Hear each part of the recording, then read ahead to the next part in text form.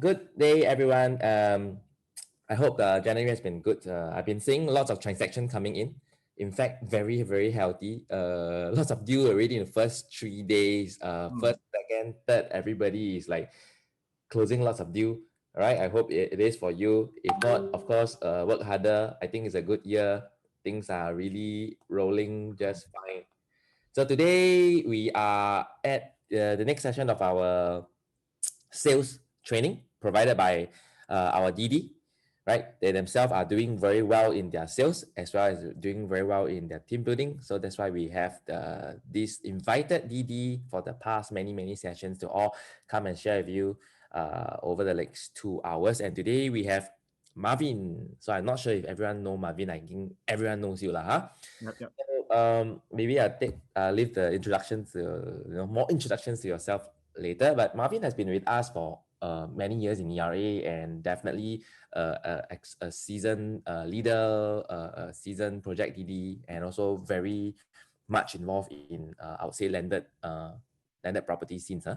Right? Mm-mm. So I don't know today are you going to shed some lights on landed for us? But today topics will be how to effectively win your clients over in any situation. Yes, that's right. Any situation. Yeah, so I think the 2 hours not enough. I need about one day. I think it's more like a soft skill training, is it? I'm not so sure. I thought Yes, it is. It is. It soft is. skill. So to me, yeah, soft skill is very important to us as an agent. It's just like our mobile phones, we have our hardware and our software, right? You can have a latest iPhone hardware, but if your software is lousy, it's not going to be effective, right? So I guess I am a believer in software as in soft skill training. So me being 18 years in the business, I met my fair shares of the worst clients and the best clients. I'm sure. I'm sure. You cannot imagine how worse it was and how good it was good lah. All right, so I think it all comes in a pair. But having knowledge and soft skills and how to get all these sharings from Marvin later can help you better overcome your clients in any situation. I think it's very important. All right, anyway, thanks for tuning in today, guys. I hope that next 2 hours will be fruitful to you. And Marvin, if you are ready, over to you. Okay, sure. Thank you. Thank you, Kevin. All right. Okay, everyone. Good afternoon to you. All right. Thank you for joining in for today's training. I'm just going to bring up my slides so that at least we have the title on. Okay. Um, okay. Are you able to see? Okay, very good. All right. So if you are seeing me for the very first time on Zoom live, can you type 1 in the chat? Okay. So we're going to use the chat group to do a bit of so-called interaction first, okay, as usual. So can you type 1 if this is your first time seeing me on Zoom live? And if you have seen me many times, then you type 8, okay? Okay. If it's not your first time, you type 8, okay? So it's either 8 or 1, okay? Let's get you typing. Okay, so I've welcome Ken, okay, Melina. All right, I see Bernard, welcome, all the ones, Nuruddin, welcome, and Joanne, welcome, Daniel, Leong, welcome. Okay, and now we get a lot of 8. Grace, okay, welcome. All right, Helene, welcome. And okay, the rest are 8s. So you have seen me before. That's very good. Okay. Now, those of you who are not typing, can you just check whether you are in the right place, okay, that you are here to learn how to win over your clients. If you are here to learn how to win over your clients in any situation, can you type 5 in the chat group, okay? Yeah, that is very important. So I should be seeing a lot of 5s, okay? Otherwise, why are you here in the first place, okay? Yeah, there's no need to clock in your time, okay? And you owe it to yourself to get your own success, okay? And as Kevin says, you have a lot of experience with your clients. Today is probably for you to see and validate what you're doing. Is it right, okay? Or maybe you can even contribute your ideas if you think they are better than what I've shared. It is also fine. I can learn from you as well. So I have a lot of 5s. I have 1, 4, 5, 5, 5, 4, 5. Okay, so that is very good. 555. Okay, fantastic. So now, is it important to win over our clients at the beginning, at the end, or in the middle of your knowing your journey with the client? Okay, just Let me know whether it's beginning, middle, or end, okay, for you. All right.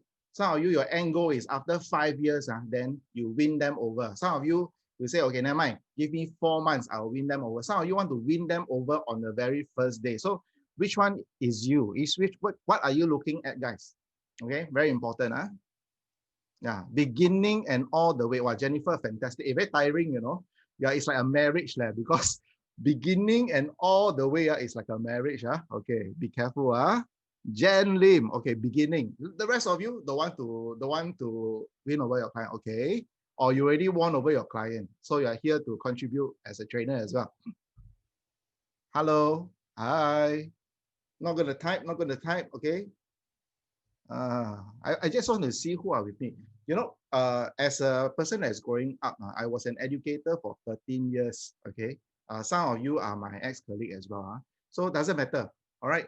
And I've realized this, the main thing that made me learn very fast was my involvement in all the training, okay? I always volunteer, raise up my hands, ask questions, okay? I do summaries and so on and so forth, okay? And then I test out my ideas, okay? So very often, you know, when people ask me questions, I don't know, I go back to the source, my lecturer, my tutor, my master, my mentor, you know, Kevin, you know, and then I ask, hey, can you give me your idea on it, you know, and then I validate, I triangulate, you know, and then I learn, okay? At the end of the day, maybe I still don't know the answer, but I learned another 5 ways, another 6 ways, 7 ways to do the same thing, okay? Because I triangulate and I volunteer. That's why it's very important for you to be involved in this, because if you are the one replying, I will know who you are, and then I can say things that will help you, okay, if I happen to know you who you are.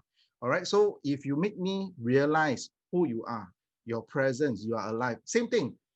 Some of you, you don't bother to or maybe you don't bother enough to make your clients know who you are, what you are, and they do not know of your presence. And that's probably the reason why they cannot start on the journey of liking you immediately, okay? So you want me to like you, guys, today is your chance to win me over, you know, I'm your client, okay? I'm already giving you the condition already. I'm going to give you my 100% to those people who reply, and you are not replying, then how?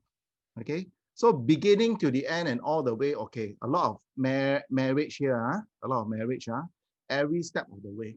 Okay, I think that's the point I want to make. You know, at the end of the day, how did you win over your boyfriend, your girlfriend, your husband, your wife, and so on and so forth, etc., etc.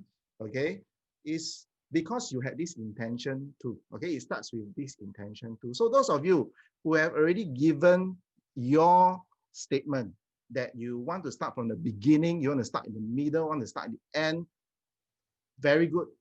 The chances of your success is at least 70%. Okay, so that is the first lesson before we even start. All right, so now, thank you guys for your interaction. And as we go along, okay, please feel free to ask questions, okay, at the right time, okay, and then ask intelligent question. No, ask any question, okay, so that you can learn. Because at the end of the day, this training it exists purely because of you guys, okay, because this topic is relevant, this topic is important, okay, for every agent. I think if you want the hard skills, you know, like what Kevin say, is we have really a multitude of lessons, a lot of training on this, okay? But today I'm going to distill over the last 20 years of my life, okay? Methods of influence I've used to get people to say yes, okay? And if you think that is helpful to you, can you type 3, okay? You think that if you have the ability or you can learn the skill set to get people to say yes and it's important to you, can you type 3 in the chat group? Okay, or refreshment, okay, very good, we got expert here, refreshment, okay, good, 3, okay, so, wow, 3, 3, okay, 3, 3, 11 times, we only go up to 10x, okay, never mind, 11 times is more than 10x, fantastic. Okay, so guys, thank you very much. So a little bit about myself. Basically, I'm a group division director with ERA. Okay, I've been in the industry for less than 10 years. Okay, less than 10 years. And I've enjoyed every bit of my journey in real estate. Okay, I came into real estate not by chance, but by choice. Okay, I was already in a very good career, okay, in education and so on and so forth. doing rather well, okay, but I felt that I wanted to evolve. I wanted to do more, and I want to help people that I think will help my students eventually as well. So that's why I came into real estate. Okay, if you want to know more about that, feel free to ping me, add me on Facebook. We can always chat a bit more. Okay, so I'm currently the project division director for the Woodley residence as well as Park Colonial. Okay, previously we sold out the Navian, okay, and the Trevor, and Navian was 100% sold by ERA. Congratulations to you if you have sold a unit, okay, together with me. And then this is for the year 2019, I was a top 50 achiever, okay. So yeah, and then I would say that whatever that I'm sharing with you today actually contributes to this, okay. And I hope that by sharing with you, you will be able to have some changes, some augmentation, some enhancement to the way you get your clients to say yes to you, okay? All right, so are you ready to start, guys? Okay, if you are ready to start, okay, can you type yes in the chat group? Okay, again, involvement, make me know who you are, and those of you who are new, okay, be hungry like me, okay. I tell you, mentors like that, okay, I'm just going to tell you this upfront. Your mentor will not be pulling you around, okay, like in a car, all right. Your mentor will be looking out for your attitude, right? If your attitude is good, your mentor will give you even more or less. Think about it, okay. And if you have good attitude, will the people around you want to help you or don't want to help you? Think about that. Can you do with more support or less support in your life? Okay, in this real estate journey, it's going to be difficult. We all know that. But can you do with more support and less support? Can you act in a way that people will give you more support? Okay. So if I know you, definitely if today, like Melina, she's new, but if she asks a lot of questions, when I see her, I'll say, hi, she introduced herself, Melina, oh, I remember you. And then, hey, we straight away can start connection. And why? Because she's already starting to build rapport with me. Okay, so rapport building is very important as part of your skill set as a realtor. Okay, so hey, yeah, Melina, very good. You even reply to my statement to you, and that is fantastic. Okay, so guys, take a note from Melina. Okay, top achiever coming up. Okay, all right. So the first question is, guys, what business are we in? Okay, type your answer. One word, just one word. What business are we in?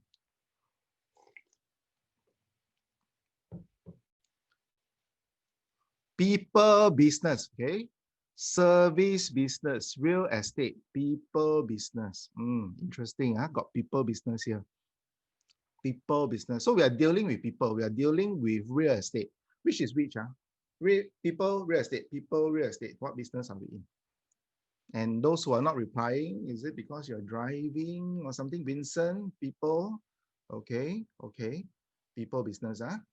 Okay, so if you are doing real estate business, so the question is, what does your client expect from you? Okay, if you're doing people business, okay, I mean, by your own definition, you say you're doing people business, okay, what do your clients expect from you? Okay, because the client's respond to your business model, right?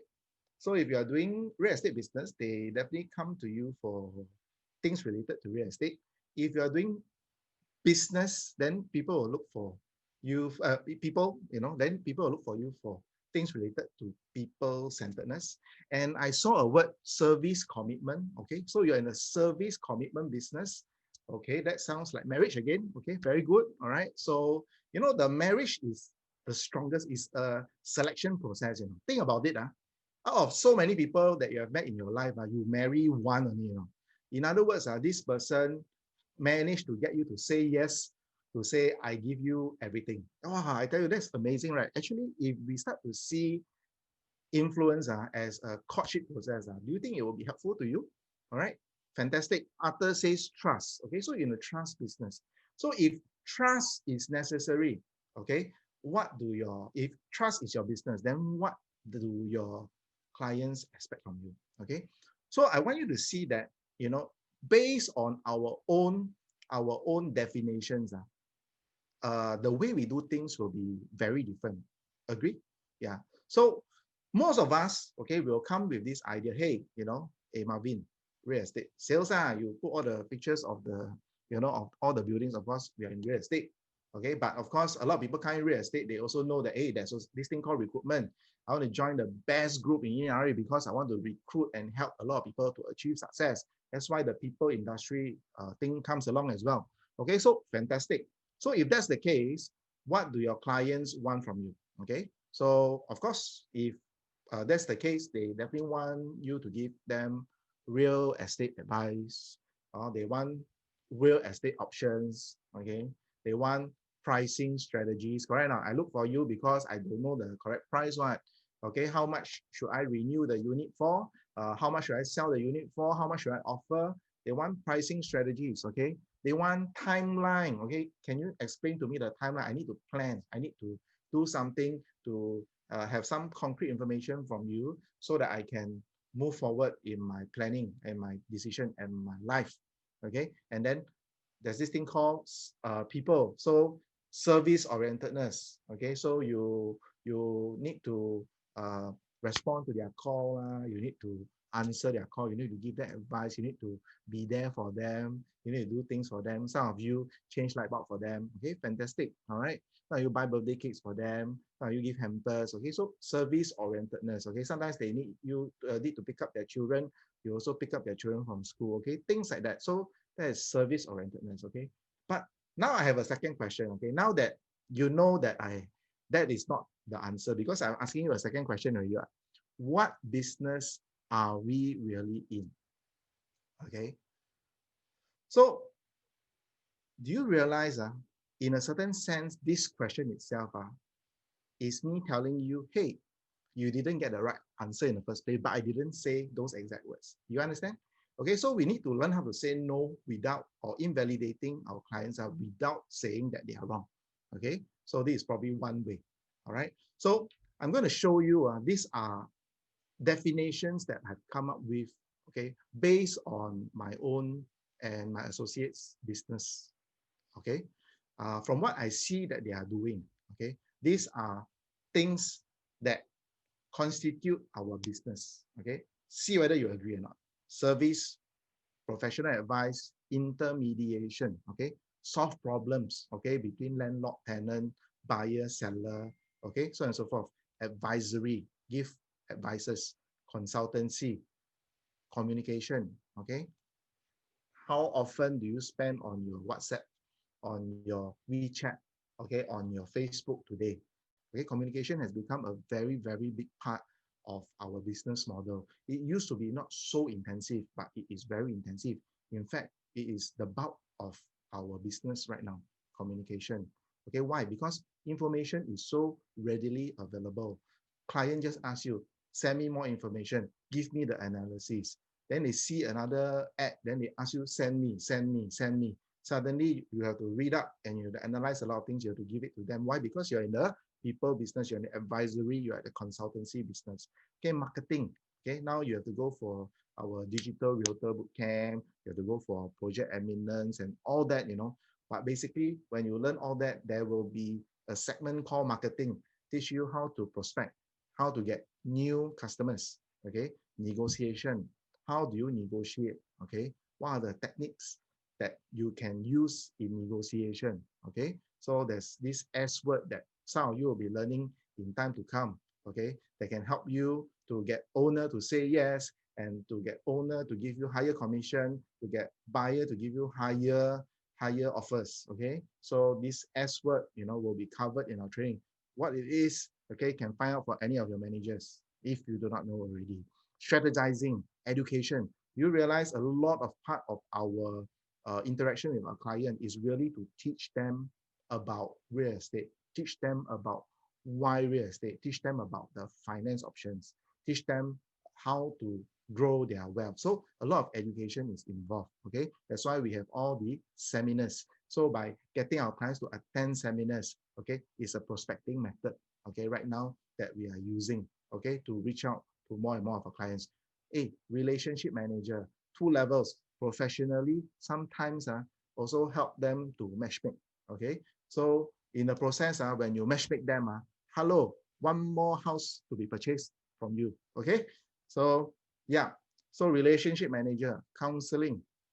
Relationship manager, counseling, these two things. 2 days ago, I was meeting up with a client. Okay, this client I've been following for about a year already, and currently they are looking at a very above 10 million property. Okay, so the other day after the viewing of GCD, what happened is that we actually went to a cafe to sit down, and for 2 hours, the client actually shared with me her personal life story. Okay, so this is actually 2 hours. Can you imagine sitting down? Someone who is of such a high net worth. They are able to share with you their struggles and their difficulties and their aspirations. And now, can I ask you guys, if a client sits down with you and tell you their real life story, you have been with them, you know that all along they have not told you their full real story. And finally, they tell you, what does this indicate to you guys? What does it indicate to you? Anyone? Yeah, exactly. Trust. Okay. Trust was gained, trust was given. Okay. And at the end at night, the client texts you and say, sorry for wasting half of your day. Okay, face wasting. To them, they feel that, oh, thank you so much. That's their way of saying thank you, okay, for listening to me. So I think at the end of the day, this Vincent mentioned about trust. Actually, yes, we are very much in our business is built on trust itself. Okay, so a lot of things that I'm going to share with you today will help you to gain the trust of your client faster. Okay, that is what I hope to achieve by the end of the day. Or sometimes you have to give ideas on interior design and give me ideas. Can you send me ideas? Can you tell me how to model, how to change the layout of the house and so on and so forth?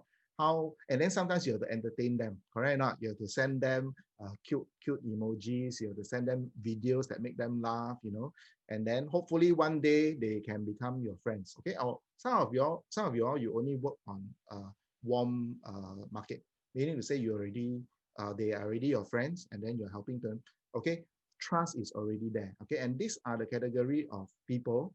They are likely to give you referral if you do the right things. Okay, so today I'm also talking about how you can get referrals as well. Okay, from either people you know or people you do not know. Okay, by doing the right thing. Okay, so everything that and what I'm trying to suggest to you is that it is a skill set that can be taught, can be learned if you pay attention. Okay, and of course, there's you are not just a student today. You can also share with the rest of us. Okay, based on your experience. Okay, whether these things do work or if you have another way, feel free to ask it or share it inside the Q&A, and you can actually put it in the chat group as well. Okay, if I see it, I'll respond to it.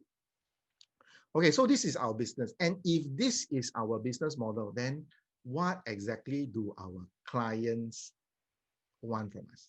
Okay, think about it. Okay, you look at this whole list and then you start to think, okay, hey, which are the areas that I'm not doing? Okay, are you supposed to do all? I don't think you're supposed to do all. I think for every client, there will be a subset of this that they want from you. Okay, you must understand all your clients are indeed, we are all people, is a people industry. Therefore, all your clients are different and all of them have different expectation of you. Okay, some of them, they come for professional advice. They don't want counseling. They don't want relationship. They just want you to give them professional advice. They want timeline. They want you to sell them. They want you to ask for the check. Okay, convince them because they cannot convince their wife. So they come to you. Hopefully, you are skillful enough to get the check from the wife. Okay, that's it. So they need your help. Some of them are crying out for help, and you need to spot what is it exactly that they want from you. And if you are someone who already have a step A to step Z, what to do when they enter the show flat, then I suggest that it will be very difficult for you because there's a 50% chance that what you're doing is wrong, okay, and not what they want. Okay, so I'm going to suggest another way, another approach, whereby you are very likely to always give them what they want, and therefore, hey, hi guys, if today you are sitting down on a dinner table and then I bring food and it's not what you want, do you like me? Do you like me? Yes or no? Yes or no? Do you like me? If I give you food that you do not like, yes or no? Oh, you don't like me. But if I give you all the food that you like, okay, and all the 10 dishes are everything you like about it, do you like me already as the cook, as the cook? Yes or no? Yeah, of course. Okay. So that's why they say the way to a man's heart is through his stomach, but actually not stomach one, throat first, then stomach. Okay, never mind. All right. So that's what it is. Okay. So if we can give the clients what they want, they immediately like us already. So that's one of the key thing you have to know. I'm going to share with you some strategies that you can employ to make sure, or some checklists to make sure that you will always be doing the right thing, saying the right things, making them like you. Okay, good or good. All right. Appreciated. Good. Fantastic. So now I'm going to come to the pitfalls. This is a pitfall. Okay. Why are some real estate salesperson not liked by their clients? Very simple. They do not have the clarity about what their clients and prospects wanted from them. They don't know. I don't understand my client. I think they come show flat means they want to buy project. Okay. So I tell them about the project, and that's that. Oh, I think that the seller want to sell at a high price, but actually the seller wanted to sell fast. They don't know. They don't have clarity. Everybody dislikes being given what they do not want. Hence, when an agent does that, their client associate the dislike with the, hey, when you start to do things that you show that you don't understand your client, they also don't like you. You understand? Because they don't like what you're doing to them. Therefore, they also don't like you. And therefore, they will find another one that can make them like them. Even if that person that they like say the wrong thing, they will give them chance, yes or no? Okay. Do you find that people whom you like, if they make mistakes, you give them some chance, give them, cut them some slack? Yes, right? Yeah. So that's why you need to understand this part. Okay. Your objective in your first meeting with your client, part of it or majority of it is to make them like you. That's all. Because got like, got second chance. It's like you go on a blind date and each mutual liking. Okay, got second date or not? Yeah, lah, have. Is that's it. Very simple. So you want a second date with the client because real estate buy on the spot, far and few in between. Okay, but buy second time, third time, fourth time a lot. All right, the chances increases with subsequent viewings. All right, so we want to extend the time that we have on the journey with the client. All right, and then so what should you do to be liked with your clients? Well, simple answer: find out what they like, and then do what they like, and then give them what they need. Do you realize that when you are thirsty and someone offer you a drink, don't care whether you like the drink or not, you still appreciate what the person has done for you? Yes or no? Yeah. So at the end of the day, if you can also read what they need, they will be very happy with you. Okay. So Jennifer, yeah, find out their needs, their requirements. Okay, all the lao jiao you know already. You are lao jiao because you have been doing this. That's why you can last and excel in this industry. Okay, so but for our newer ones, they need to realize because they may come from a different industry, service industry, or maybe not in sales and things like that. Okay, but there are some of us, we are able to have close a deal, but we don't get a second deal from the same client. Some of us, we get multiple deals from one client. Which one you all prefer? Multiple deals or one deal and then move on to the next? Which one do you all prefer? Okay. So what's the difference between the multiple deal? Trust or don't trust? Trust, right? Like or don't like? Like, right? Yeah. But the one deal one is, well, you happen to be there. You didn't piss me off. Okay, I transact through you, but actually I'm not going to refer my friends to you. I'm not going to give you a second deal, So that's why you need to understand this liking part is very important. And there are some things that you do that will make people like you. Okay, just like our waiter, waiter, when they come to you, then they put one sweet on the tray, give you the bill, so with that sweet, a lot of people give what tips in return, that kind of stuff. Yeah. So you realize that there are certain things that are being done actually will produce certain effect on other people. So what you will be learning today will be how to make your clients like you without knowing why they do. They don't understand. It's just that when you do all these things, somehow I just like you. I just like you. You know, they don't know why they like you, but they just like you. Second thing, how to get your clients to say yes. There's a way to get your clients to say yes often. Okay, so I'm going to share that with you, and how you can get your clients to refer to you their friends. Okay, if you don't trust me, will you refer your friends to me? No, right? Yeah. So that actually all this talking about trust as well. Huh? Okay. So now what I'm going to tell you last thing is, before we really dive in, is this training is not about how you can close your client faster. Okay. Got technique one, that one can. Attend our training, ask your manager, they will teach you. Second thing, how you can manipulate or trick your clients to agree with everything you say. Okay. So it's not about teaching you how to manipulate them. Okay. Third thing is not getting your sellers to pay you higher commission. It's not about that. Okay. Last thing is not getting your buyers to put up ridiculously high offers. Okay. But however, you may be able to achieve all this if you can master the things that I'm sharing with you today. Okay. This is not my intention. Okay. But if you master this skill set well, perhaps you can achieve this as well. Okay. Now, hey guys, do you notice something about my background? Okay. For the slides. Is it different from before? Scary, okay. Yeah, it's different. You see, the rest is just very plain, just plain background. Okay. Now, there's a reason for this. First impression, we started off with something that is very plain, but of course, we had a very nice artwork done. Thank you, Celine, for helping us with that, because the artwork actually helps you to make certain decision, to say yes to coming today. Okay, those of you who have come in today for this training, you have said yes to it. Okay, possibly influenced by the artwork. Do you realize? Yeah, because maybe the impression, maybe my smile and all that, help you to make certain decision. Okay, so I want to talk about the smile. Okay, now the first thing when a new agent join, okay, I ask them to take photograph. Then I show them. I don't need to say too much. I just show them. Okay, all the photographs of the agents, in one page, and then I show them which agent will you give your exclusive to. They all point to the one with the smile, showing the teeth. Okay, those that don't show the teeth, they don't give. Those that show the teeth, they will give. Okay, so you can go back and go and look. Just go and find one chart whereby there are a lot of agents, and then you see which one you will give. You will likely agree with me that you will give the deal to an agent who smile with the showing the teeth. So basically, by taking a photo, okay, at Picture Me or Makeover Inc., and getting a photo right that will be the face or the door or the gateway to your client's heart. Okay, showing your teeth gives you a higher chance of getting them to like you and choose you. Okay, so the smile is very important. Now, I then very clear one.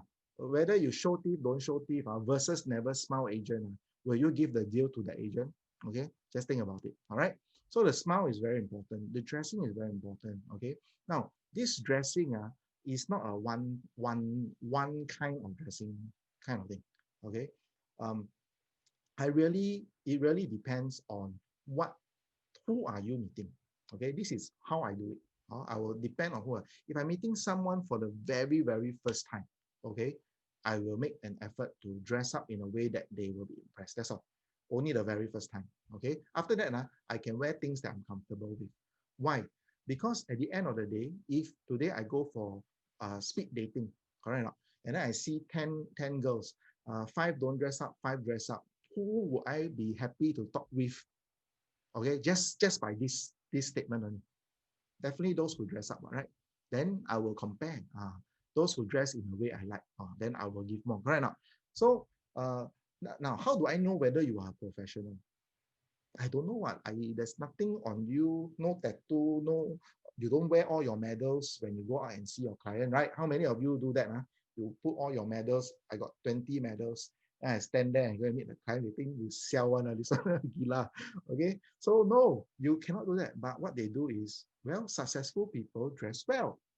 Very simple thing. So I look at the agent, dress well or not dress well. I make a decision, a very quick decision. whether this agent is successful or not. So dress well. Okay. Now, if I'm going for a landed, Kevin mentioned my landed. Okay, I actually have a designed a landed polo tee. Okay, with the word landed somewhere there. Okay, so that way gives the impression that I'm very serious about landed. Okay, that I'm very specialized in landed.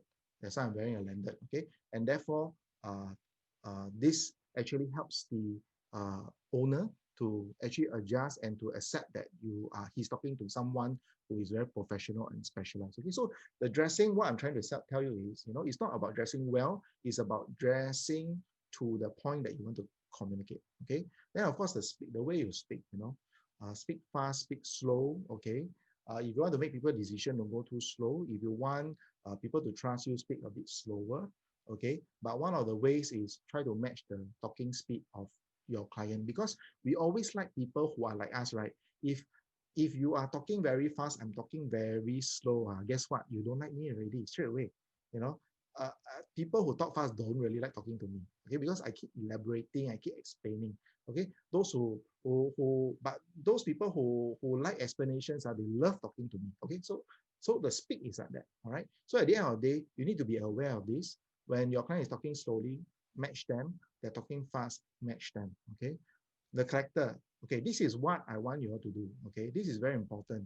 From today onwards, decide on 3 demonstrable traits that you want to exemplify, you want to push out to the world, you want to signal to the world that you are. For example, very hardworking, very trustworthy, very knowledgeable. Okay, let's say these are the 3. Okay, all your messages, all your Facebook, all your YouTube, all your messages, I want you to tell or hint that you are these 3 things without saying it. Don't say I am very dependable, I'm very hardworking, and I'm very trustworthy. Don't say that. Nobody is going to trust you what you say. Okay, but I want you to say things in the message that showcase this trait. So for example, you're very hardworking. So for example, you went door knocking for 5 hours. Okay, or you met a client, you help the client to paint the whole house, very hardworking. Okay, when your client gave you a deal, you actually close it within 3 days. Okay, despite spending more money, you make some losses on the marketing, you are very happy that you managed to help your client. Okay, if you tell stories like that, your client will find that, hey, you're very hardworking, very dependable, you put my interest first. Okay, so they trust you already. So I want you to now decide in your life just 3 demonstrable traits. All your messages, all your Facebook, all your marketing, every time you talk to your client, I want you to showcase, because it's very difficult for you if you keep changing your traits. Okay, so you stick with 3. Stick with 3, keep it for the rest of your life in your real estate career. These are the 3 traits you want to be known for. Okay, helpful or not? Yeah, so you need to have this. Okay, and I want you to bring it out in your first meeting with the client. Okay, next thing, the circle.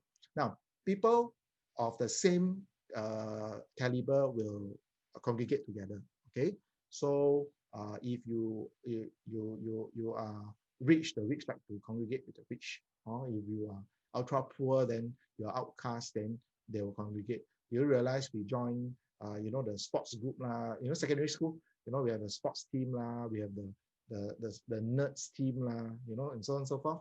So the different categorization comes very, very naturally to us. Okay, because we always like to be with people that are like us. Understand? Okay, so now then you need to understand. Okay, actually, why some people buy very nice car. Okay, well, it's because they want to project a certain status. Understand? So that they can attract people of same category. So you need to understand first thing, guys.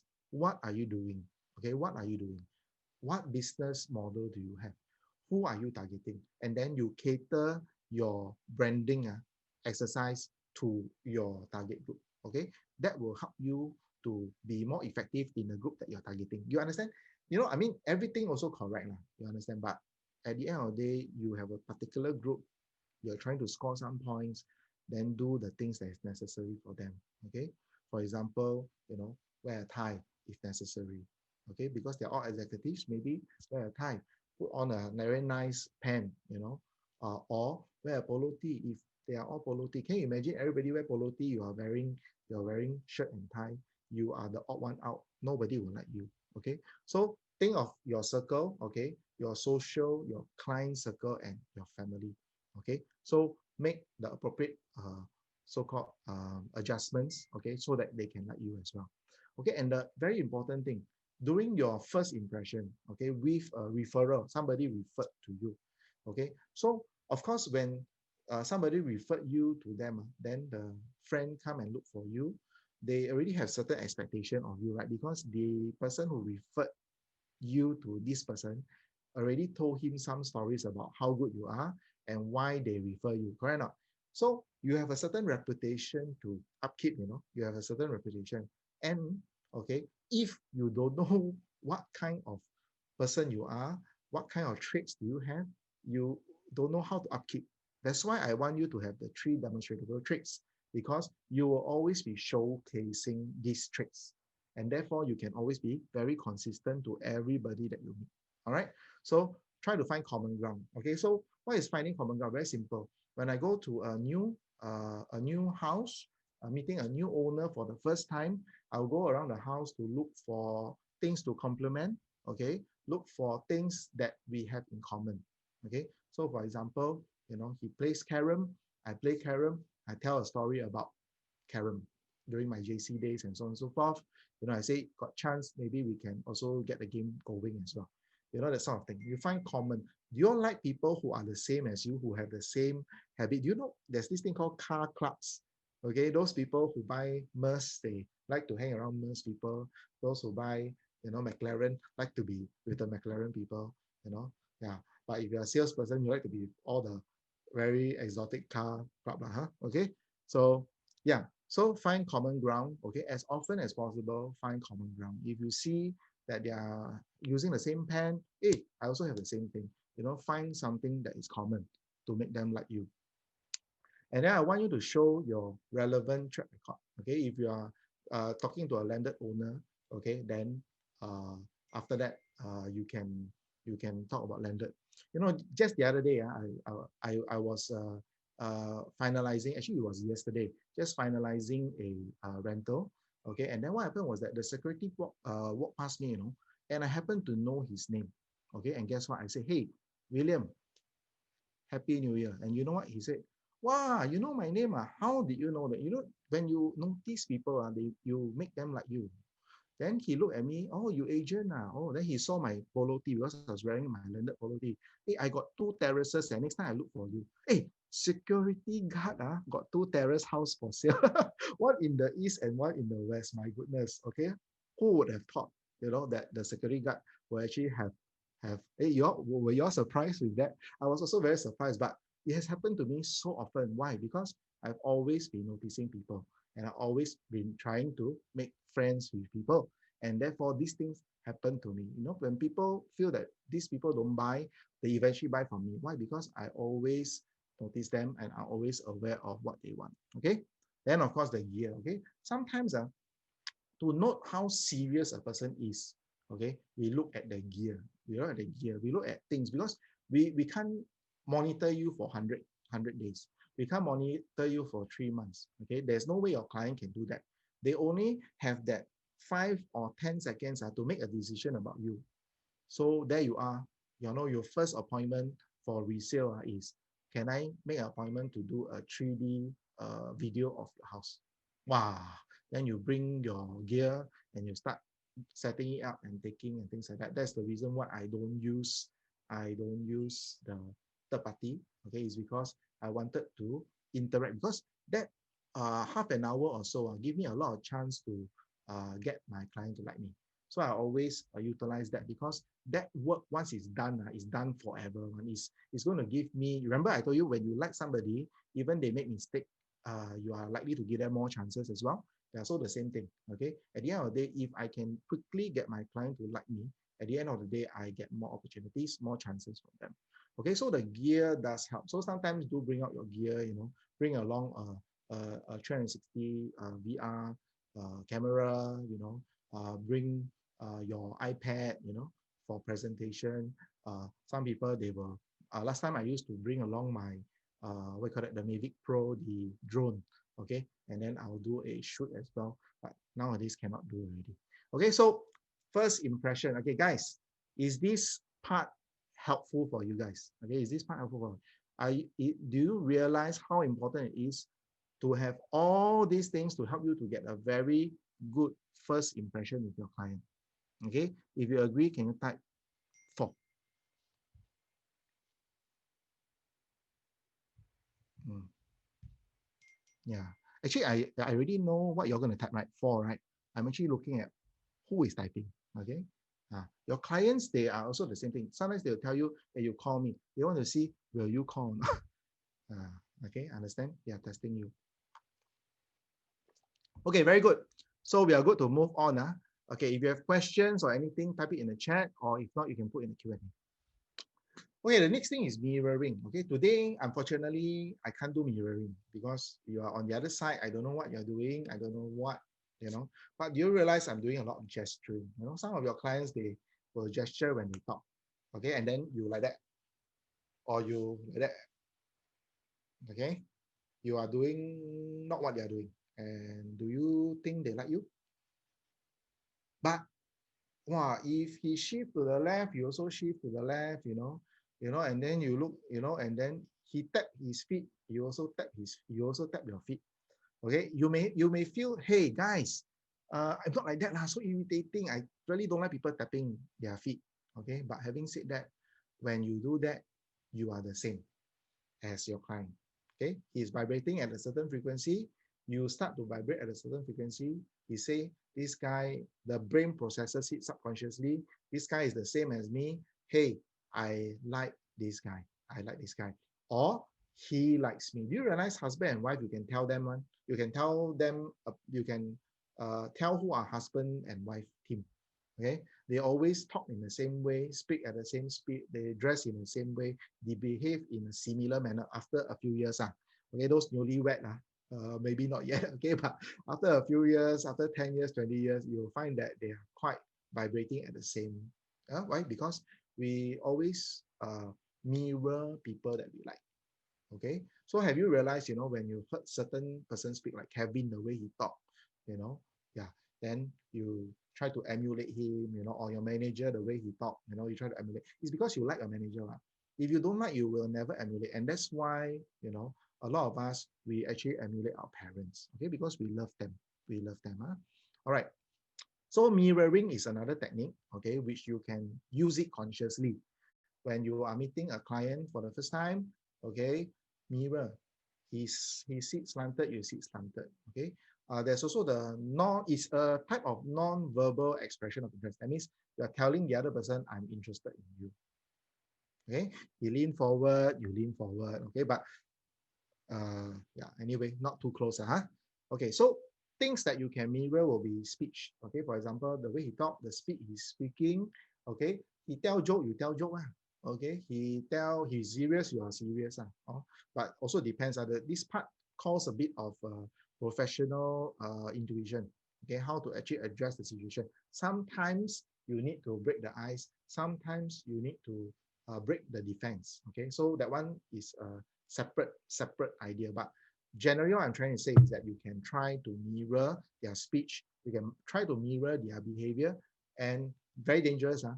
Mirror their emotions. Okay, do you realize, two sad person, then they meet at a bar, then after that something happened. Okay, why is it? Why? Because they mirror each other's emotion.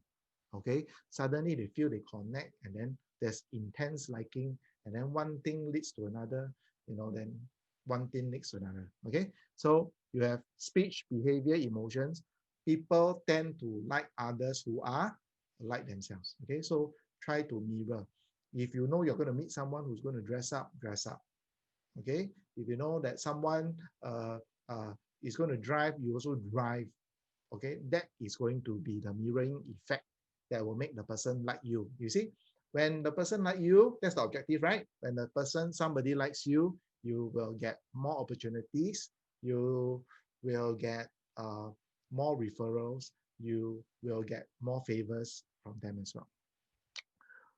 Okay, this one is a major point that I want you all to take note. Okay, don't rush to give your opinions. Okay, I tell you why.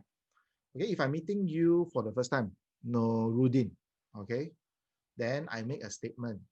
What are the chances that I might say, Norudin, I'm asking Norudin, okay, so 1 to 10, what's the chances that I may say something that you don't like? Okay, Norudin, can you answer me? Hi, yeah.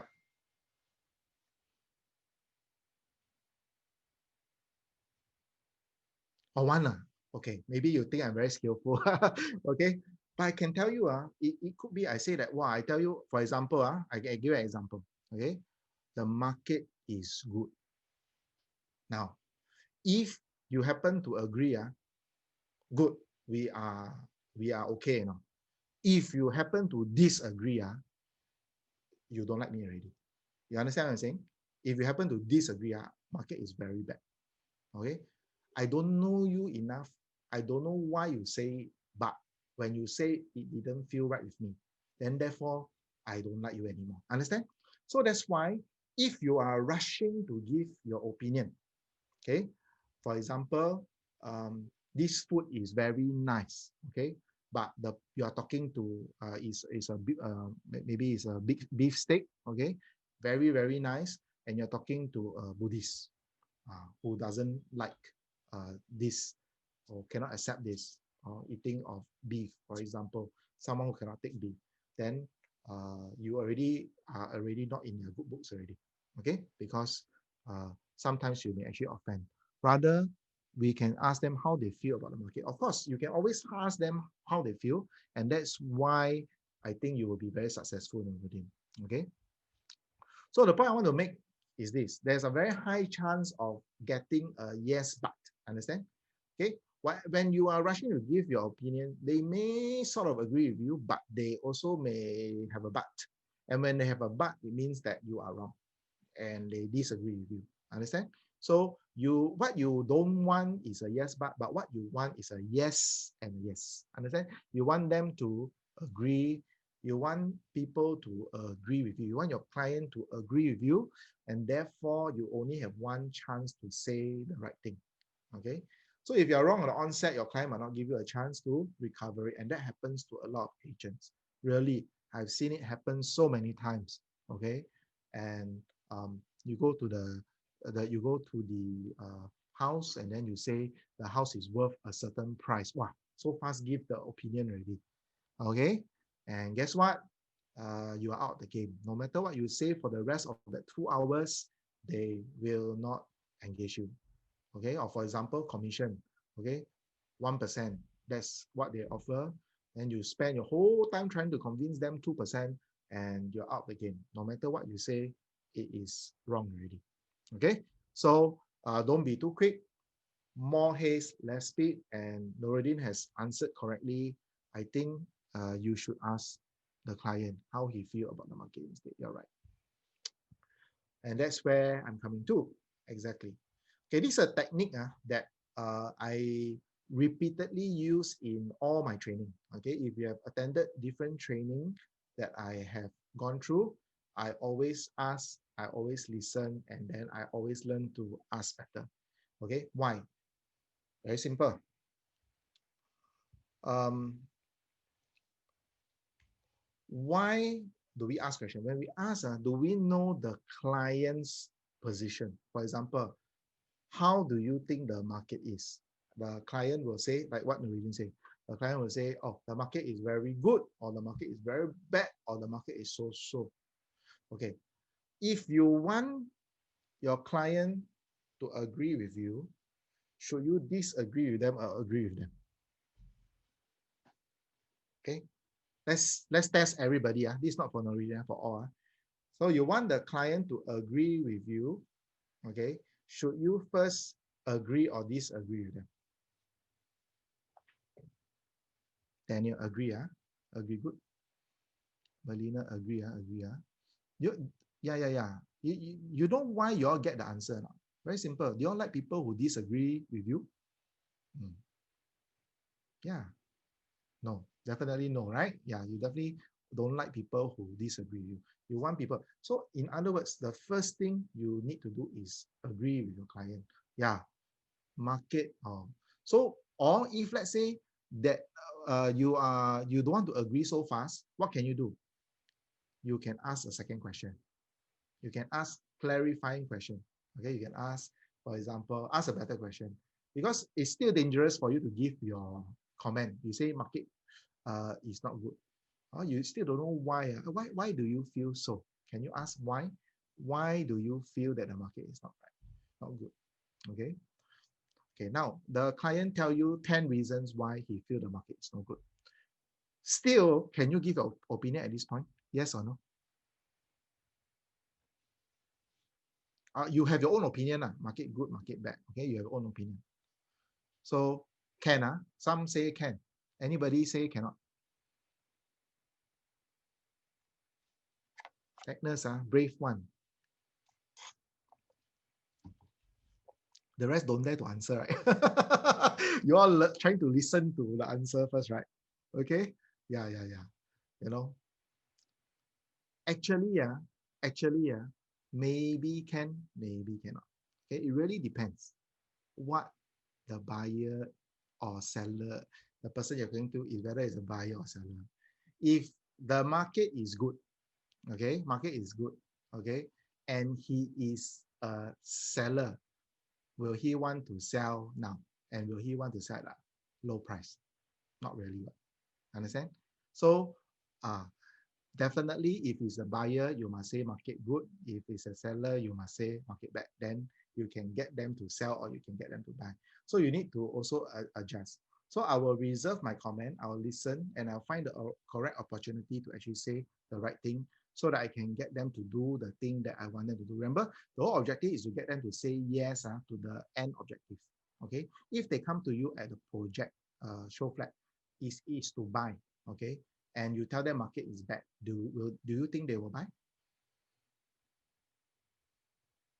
Now, will they buy now? No one there to answer already. No, definitely not, huh? Yeah, because unless they got some urgent reason to do so. Otherwise, they will just wait for discounts and for the price to come in. Okay, so you need to realize in order to get a correct answer to be given to your client, you need to first understand where they are coming from, what they hope to achieve. Okay. So some initiating questions that you can ask is, hey, why do you choose to view this property? So for example, when they step in the show, hey, why do you choose to view Park Colonial, for example? Then they'll tell you what 10 reasons why they want to choose this one, right? Okay. Who is selling? You are selling or they are selling? Think carefully. Are you selling or they are selling? They are self-selling, converting themselves, right? Understand? So that's why you need to ask them why you chose to view this property that you're viewing with me today. Okay. Why out of all the 3 projects I sent to you, why do you choose to view Clairvon, for example? You know, and then they'll give you 5 reasons, for example. And now you already know where they're coming from already. Okay. Next thing that you can ask is, out of all the properties that you have seen, which are the 2 of that you like best? And what do you like about them? Okay, you can ask them this. Again, this question is designed for them to tell you what they are looking for.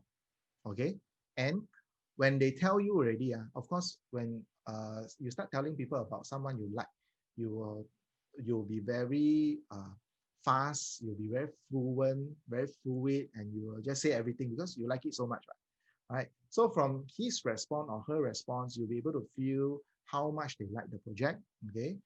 You'll be able to know why they like the project. And then later when you do the presentation, can you then address all the points that they like, okay? And then you can slowly diffuse all the things that they don't like as well, if necessary. Okay, usually objections are not objections if they don't stick. If the objection does not stick, that means they ask you already, you tell them, oh, maybe I explain to you later, then you can I carry on first? Then you carry on. At the end, if the question doesn't come a second time, then it's really not an objection. Okay. Now, which was the most recent property that you have made an offer for? Is designed to gather a lot of information about the client. Have they been looking for long? This question, very loaded. Have they been looking for long? What kind of property that they are looking for? Second thing, are they ready buyer or not? Have they been actively giving offers? Okay, this will also inform you how fast you should react to this client. Immediately close them on the spot or can take long time. Okay, so you need to have some questions that are very loaded to help you to find out more about your client. Okay, so these are some initiating questions. And once they give you an answer to these questions, usually you will be able to say things that they like, things that are right to them. Okay, so and take note whenever you're asking questions to your client, move from superficial to personal. Don't always ask something like, have you eaten? Start with something like, have you? Very general. I will tell everybody, I will answer this question when I ask. Don't ask how much money you have in the bank. The first question you ask, how much money, how much loan are you going to take? Wow, very personal. I don't even know you. I don't even know I'm going to buy this house. You ask me this kind of question, suddenly it's like you are invading into my privacy already.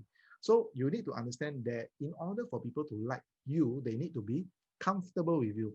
In order for them to be comfortable with you, you need to understand the psychology of comfort.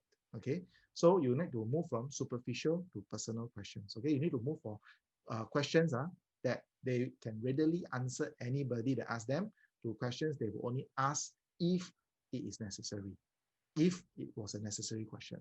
Okay, so you need to move in that order. Okay, to build trust, to build trust. But of course, if you are urgent, you are like a surgeon in an emergency room, you are a doctor, you need to save the life, then you cannot already. You will ask, are you a drug addict? This kind of question you have to ask already, because you need to save life already. Understand? So if your client already committed, and then there's to a property, and then the option they need to exercise, and then you met them on the 13th day, 14th day need to exercise, you can go and ask them very personal question. They will appreciate it because you are trying to help them to make the right decision. Okay, and then I want you to have a certain intention when you are asking this question. Okay, first thing, try to focus on understanding their current circumstances. Why are they looking at this particular? Why did they respond to your key residence ad? Okay, what are their current circumstances? Where are they staying? What are their preferred circumstances? Where are they moving to? Okay, what's the true intention? Move away from mother-in-law. Okay, or is it nowadays very common topic, they are of a different preference, okay, and then therefore they choose to live away from people who cannot accept them. Okay, so there are certain intentions, maybe they and you are supposed to discover that. All right, and the next one is what they have not told you and said to others. Okay, this is very important. All right, so you need to discover this through your asking, and each time you ask, you decide, is it time to say something or still ask more questions? Okay, and if you feel that you need to ask more, please emphasize on asking more, because asking more means client will say more. When they say more, they have to live up to what they say. So actually, in a sense, they are being trapped when they talk more. Okay, agents are also being trapped when they talk more. That's why agents should not be talking too much, I feel. Okay, so this is one of the things that you need to know, because when you say more, you do make more mistakes as well. Okay, this is the master of all influence. When you were very young, right? How did your parents get you to do things? How did your parents get you to say yes? How did your parents get to eat vegetable when you didn't like vegetable? How did they get you to go to school when you didn't want to go to school? Okay, they told you stories, right? Yeah, it's one of the most powerful uh, ways to influence people's thinking. Okay, and therefore, telling story is a technique that you should use and you should harness. In fact, we are not really in sales. We are in storytelling, okay, business. All right, a lot of storytelling needs to be done in order for people to make decisions. Okay, you will find that as you are more experienced, okay, definitely, okay, agree or not? Yes, You realize in your interaction with your clients, okay, give me an answer. You realize in your interaction with clients, a lot of times you employ this technique of telling stories. Okay, those of you who say yes, please put yes, no, please put no. Okay, doesn't matter. Yeah, okay, and then you'll find that can they accept this? Are they more likely to listen to you? Are they more likely to adjust to your way of thinking? Are they more able to accept a new way of thinking when you tell stories? Yeah, why? Because from young we have been programmed this way. We have been programmed that if I need to change my mind, I need to listen to a story.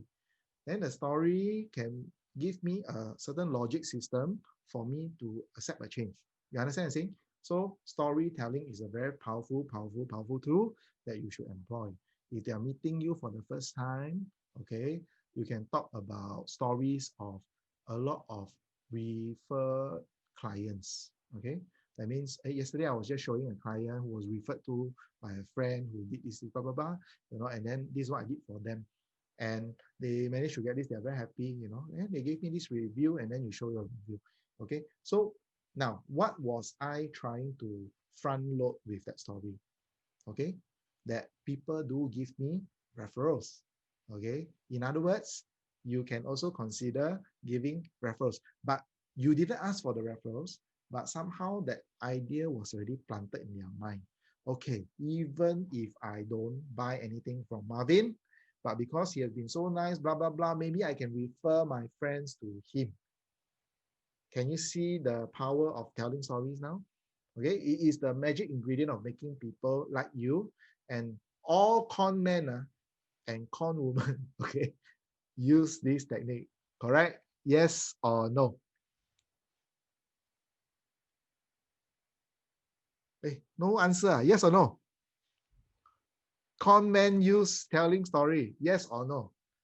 Okay, and then people lose hundreds of thousands, $5,000, $3,000, $30, $200, $1 million, just because they were told a lot of story.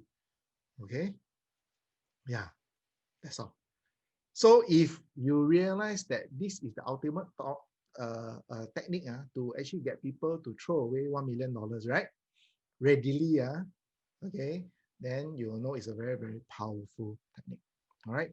So what are the stories that you can tell? Okay, portfolio stories. Okay, so it is a very indirect and subtle way, sublime way of actually getting your client to accept a certain opinion about you. Understand?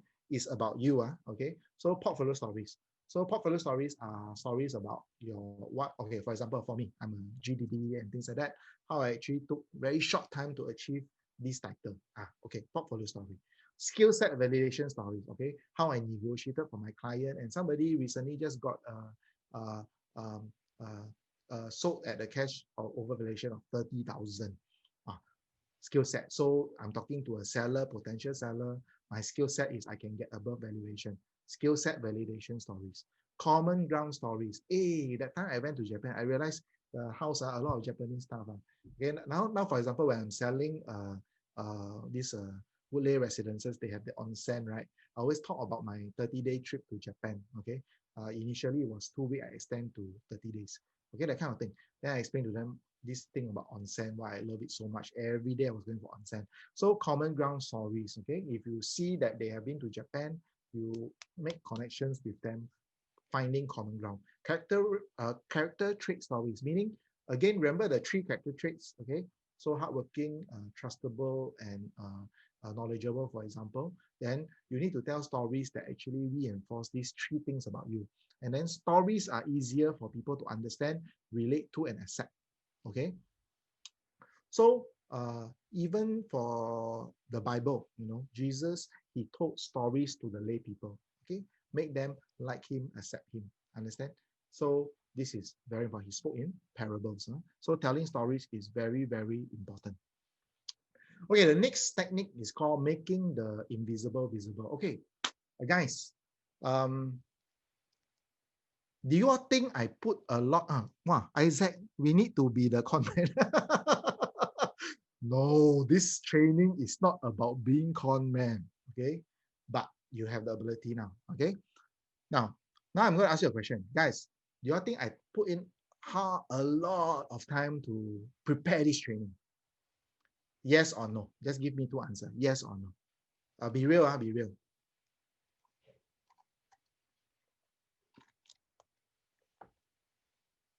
Time and effort, right?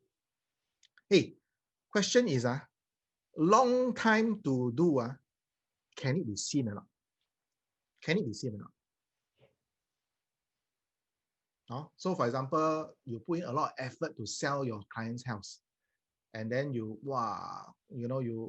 really spend a lot of money on the advertisement and things like that. Can it be seen? Will the clients know? Yeah, very difficult, right? Unless you do something, you make it visible to them. Okay, you need to make it visible for them to see. All right. So I think maybe some of you saw my slides and then you say, wow, he really put in a lot of effort to choose very nice pictures, right? Okay. So make the effort visible. Understand? So make the invisible visible. So effort, there are two things. Effort. Show the time taken, late night negotiation. Okay, provide at least. So for example, you conduct a lot of viewings already to a vacant unit. You need to compile a list to showcase to your landlord, for example. Okay, you need to show the time taken. Okay, so for example, just now, I wanted to show my effort to my landlord. So what I did was I did a IRAS e-value. I spent $2.50. Okay, actually I could have just asked my landlord for a proof of ownership, right? Very easily, I could have gotten it. But no, I went to do this, spend $2.50. I said, hey, I actually got this, because I didn't want the other party to see your current address. Okay, so this is what I've done, and I forward a copy to her. I say, this is for you to use if you need it. Okay, so I make the effort, okay, the thought visible to her. All right, that was a thank you. And for information, this particular client actually referred a buyer for one of the projects that I sold, and I mean it resulted in 40 over K commissions. Okay, so yeah, when your clients like you, they will refer. They will refer. Next thing is skill set. Okay, make your skill set. Show screenshots of negotiation. Hey, don't always do this like Marvin say must show screenshot. Don't. This thing about is a seduction kind of thing. Okay, is show a little bit. Okay, show you what you need to show. All right, so that they can think what you need them to think. Very important, right? Because what you want is appreciation, then you don't feel appreciated from your seller and your landlord, and then you're like begrudging them and things like that, then they also don't know how to praise you because they don't know what you're doing. Then how? So you need to showcase your screenshot of some negotiation that went the right way, to showcase the angle that you feel your strategy is working. You need to show it to them. Okay, so you need to, but don't send to them. Show them. Show them. Because why? If you send once, what is going to stop them from asking you to send every day? You understand what I'm saying? So don't send. This is too much already. Concession on your part. What you need to do is just show a bit. Okay, so effort and skill set, make it visible to your client. Now, if your client know what you're doing, will they appreciate and like you more? Answer me this. If they know what you're doing. Yeah. See, these are, a lot of times we think follow-up means only result. Actually, your client want to know how difficult it was also. Okay, maybe some of them, they say they don't want to know, but when they know, they will like you. So you need to know that when they know, they will like you. Therefore, you have to say. Okay, this one is very powerful. In my second year of real estate, I actually joined this group called Business Network International. Okay, so their motto is very simple: Givers Gate. Okay, so it's a group of people coming together, maybe 30, 40, 50 in a chapter, and they have different specialization, some in real estate, some in insurance, some in card printing, some law firm, so on and so forth, all different trades. Then they gather together to do one thing: give each other business and referrals. Okay, so the whole point is give referral. And actually from there, it can be seen very clearly. people who give referrals get more referrals. Very funny one. It's very interesting, right? So givers gain. So if you understand this concept of givers gain, all right, then sometimes when you give time, make it visible, okay, and don't ask for things return. Guess what? They owe you, right? They owe you because they receive from you, right? And therefore they will pay you back in kind, in kind. Sometimes they give you a deal, sometimes they give you referral, sometimes they uh, just give you their acknowledgement. All right. Okay. Favors and concession. You know, at the end of the day, we always feel indebted to people who give us favors and who give us concession. Okay. So therefore, okay, you always need to put yourself in a position whereby you can give concessions in negotiation. Okay. So if you bring your client to the uh, if you bring your client to the lowest price and then you move up to the highest price, and guess what? Who is giving concession? The client give concession or you give concession? Okay, client giving you concession, keep going higher and higher, right? Okay, so the other way is you go to the highest one and then you bring them down. That's why people tend to close, because first you ask them, do you want to buy this at uh, uh 1,005? Then they say the one. Then guess what? You show them another phone, and then you say, hey, this one is much cheaper. Okay, I can give you at a better discount 900. Okay, usually they will say yes to the thing that is lower, because why? You have given them a concession. You stand to lose from it and they stand to gain from it, and therefore they are uh, indebted to you in a certain sense, and therefore they want to repay your concession given to them. Okay, so this happens at the malls as well. If you go to the malls now, cannot, COVID period cannot, but you go to malls, all the free tasting, you go to the shop, all the goodies, you can just take as much as you like, right? How often do you leave without buying? Okay, majority of people, they will actually purchase something before they leave. So same thing. All right. But of course, the Apple cannot give you one unit and then hope you'll buy another unit. All right. So you have to think of that. That's why you find out that a lot of techniques in digital marketing relay on favors, on giving. Okay, information and knowledge and something beneficial to the client before they actually purchase. All right. Knowledge, free advice, these are things that you can give. Solutions, ideas, service, okay? So these are things that when you give, something is going to happen. They feel indebted because I don't deserve it. So you gave it to me, then I feel very bad. I feel very bad, I'm going to give it back to you, okay? So that is what is happening here. And that's why we don't like to feel indebted to others, hence the need to repay. And this is called reciprocity. Okay, people will reciprocate when they are given something. All right, so if you have made it very conscious to actually give a lot to your clients in terms of time, favor, knowledge, solution, idea, service, okay, chances are they like you already. Okay, they might also reciprocate. And if you have given a lot, be sure to ask for referrals. Okay, very high chance that they will give it to you because they feel they owe you. Have you seen cases whereby you serve, then buyer suddenly go and buy a house without you, then they feel very indebted to you? Yeah, so you need to also so-called pay yourself. The not so nice way is exploit that. Okay, and then you ask for referrals from them. Okay, yeah. Come to my favorite. Okay, Nuruddin, how do you feel when I complimented you just now? Good? Do you like it? Yeah. When people behave in the way that you want them to behave, okay, do you want them to continue to behave that way?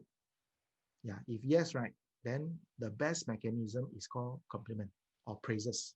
Okay, so whenever somebody does something right or my client does something right, for example, today viewing, wow, go in, never touch everything. Wow, very good, an improvement from last week. Well done, well done. So at the end of the day, they will register. Hey, I'm not supposed to be touching things when anything when I'm in the house doing the viewing. Okay, Yeah, it's going to help Marvin to help me to get a better price, lower price, when we put an offer. Okay. So of course, it comes with a bit of education there. All right. So you compliment, then they are more likely to do the thing because they want the compliment. Everybody wants. Oh, how many of you want me to criticize you? Anyone? You want me to criticize you? No, yeah, definitely not. But you definitely want compliments, right? So therefore, whenever we are doing this, we are using a psychological theory called classical conditioning. Okay, what happens is, the dog, every time ring a bell, they put food, salivate. Okay, then ring a bell, put food, salivate. So every time ring a bell, it's time to salivate already, right? Then they remove the food. Next time, ring the bell, the dog don't have food, still salivate. Why? Because they are so used to doing it already. Okay, so this is the theory of classical conditioning. So compliment actually uses this theory quite a bit. All right, so the next time you want your client to visit more show flat with you or make fast decision, always compliment them for those things. Okay, and they also create a very strong sense of liking for the person giving the compliment. Yeah, half an hour left. Okay, this one quite interesting. This is one of the most how to say, incidental techniques that some people utilize to get things going their way. Okay, they do it without knowing it and they get the result. Okay, but today I'm going to explain to you this. Okay, people only do things when they understand why they are doing it. Yes or no? Okay, yeah, I tell you, jump down from the car. Will you jump down? I tell you, if you jump down, it will save your life. Will you jump down? Yeah, understand? Very simple. Okay, so you need to give a reason when you are asking for something or you want somebody to do something for them. Okay, so do you realize I'm also using it with you guys also? Yeah, you are getting used to answering my questions already, and I'm getting a lot of yes from you, right? You all want to get a lot of yeses from your clients. Okay, so you need to understand that all these things do work. All right, always give a reason when asking for something. Okay, when you want someone to do something for you, give them a reason. And there was a experiment that was done, okay, in a university whereby they had the photocopying machine going on. There was a long queue for the copying machine, So someone wanted to test, what is the compliance rate, when people cut queue and give a reason or don't give a reason. Okay, so what he did was, every time he'll just cut the queue and say, I need to photocopy 5 pages, okay, because I'm in a rush. Guess what? The result was 94% of them complied, allow him to cut the queue just because he was in a rush. Okay, then they tried cutting the queue and saying, I have 5 copies to photocopy and never give a reason. And guess what? The compliance rate was 60%. In other words, 40% were very upset that he did so, okay, and they didn't want to allow him to have his way, okay, 40%. So then you realize that a lot of people, then the theory was this, they think, hey, maybe it's because of the reason itself, okay? It was a valid reason in a rush, okay? So what happened was that they wanted to test how important the reason was, okay? Then they did another test. This time he says, hey, I need to photocopy something because I needed to get it photocopied. Redundant, right? I need to photocopy 5 pages because I need to get it I need to get it photocopied. And then guess what? The compliance rate was 93%. It wasn't a valid reason. It wasn't a logical reason. It was just a reason. In other words, okay, what this theory actually suggests is that at the end of the day, it's not the validity of the reason, it's the giving of the reason that gets people to say yes to you. Understand? So if you want people to say yes to you, just give them a reason. And then that's it. Whatever you say, they will likely say yes. How many of you think this is good? Good. go home and ask your husband and wife for $50,000, okay? And then give them a reason. See what happens. Yeah, how I wish it can work on that. Okay. All right. So anyway, calling and texting appropriately. Okay. Sean, thank you. 50,000, 50,000. Let's all try 50,000 today. All right, calling and texting appropriately. Okay, this is very important. You all know when to text, when to call. Anybody can tell me?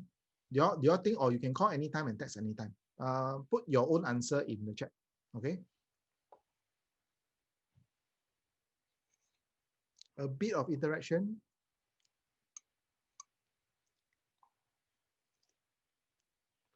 Call anytime. Call every time. No calling during late night. Okay, good. Call or text 7 to 8. Okay. 9 a.m. to 10 p.m. Jen, 9 a.m. all night time. All night time. But no late night. Okay. Anytime. Tan Wei Chi, anytime. Anytime. Okay. So I'm going to give you some guidelines. Okay. And I'll give you the reason why. Okay. Now, always try to call when you have bad news. This one, it should be bad news. Okay. When you have bad news, is it a good time to call you? Or no, not a good time now. Definitely, I'm doing something now. So call when you have bad news. Okay. But text when you have good news. Why? Anybody can explain to me why?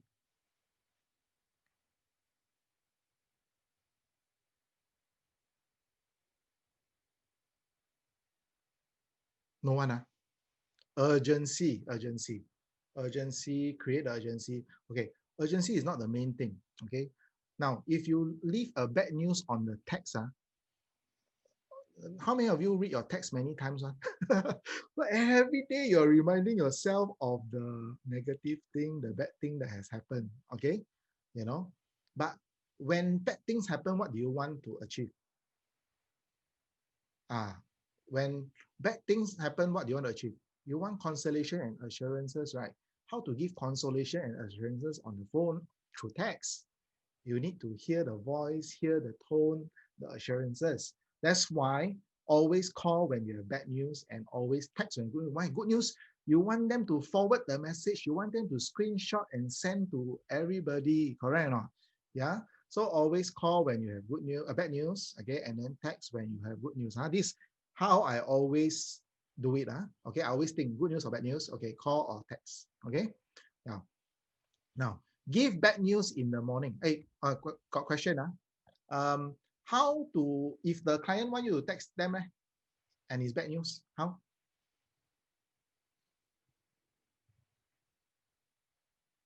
See who can get this answer. They want you to text them bad news. How do you avoid? Call back. No, but they want you to text. And then bad news usually is urgent news, right? Urgent, need to communicate now. Voice message. Voice message is as good as leaving a text. Tell them to call us when they are free to do so.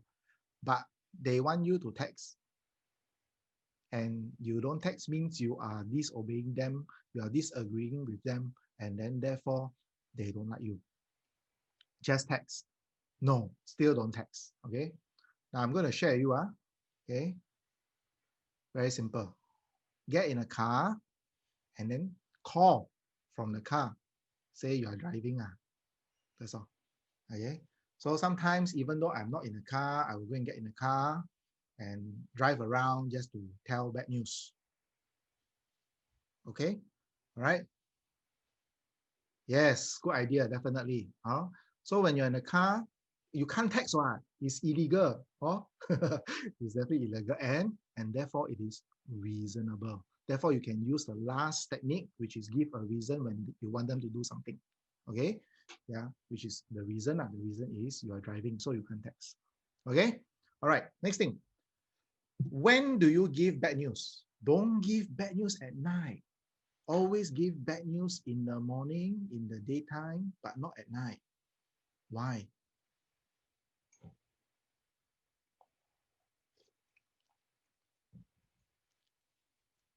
See, I make you all think, right? Make you all think. Okay, I give you the answer. Bad news. Okay.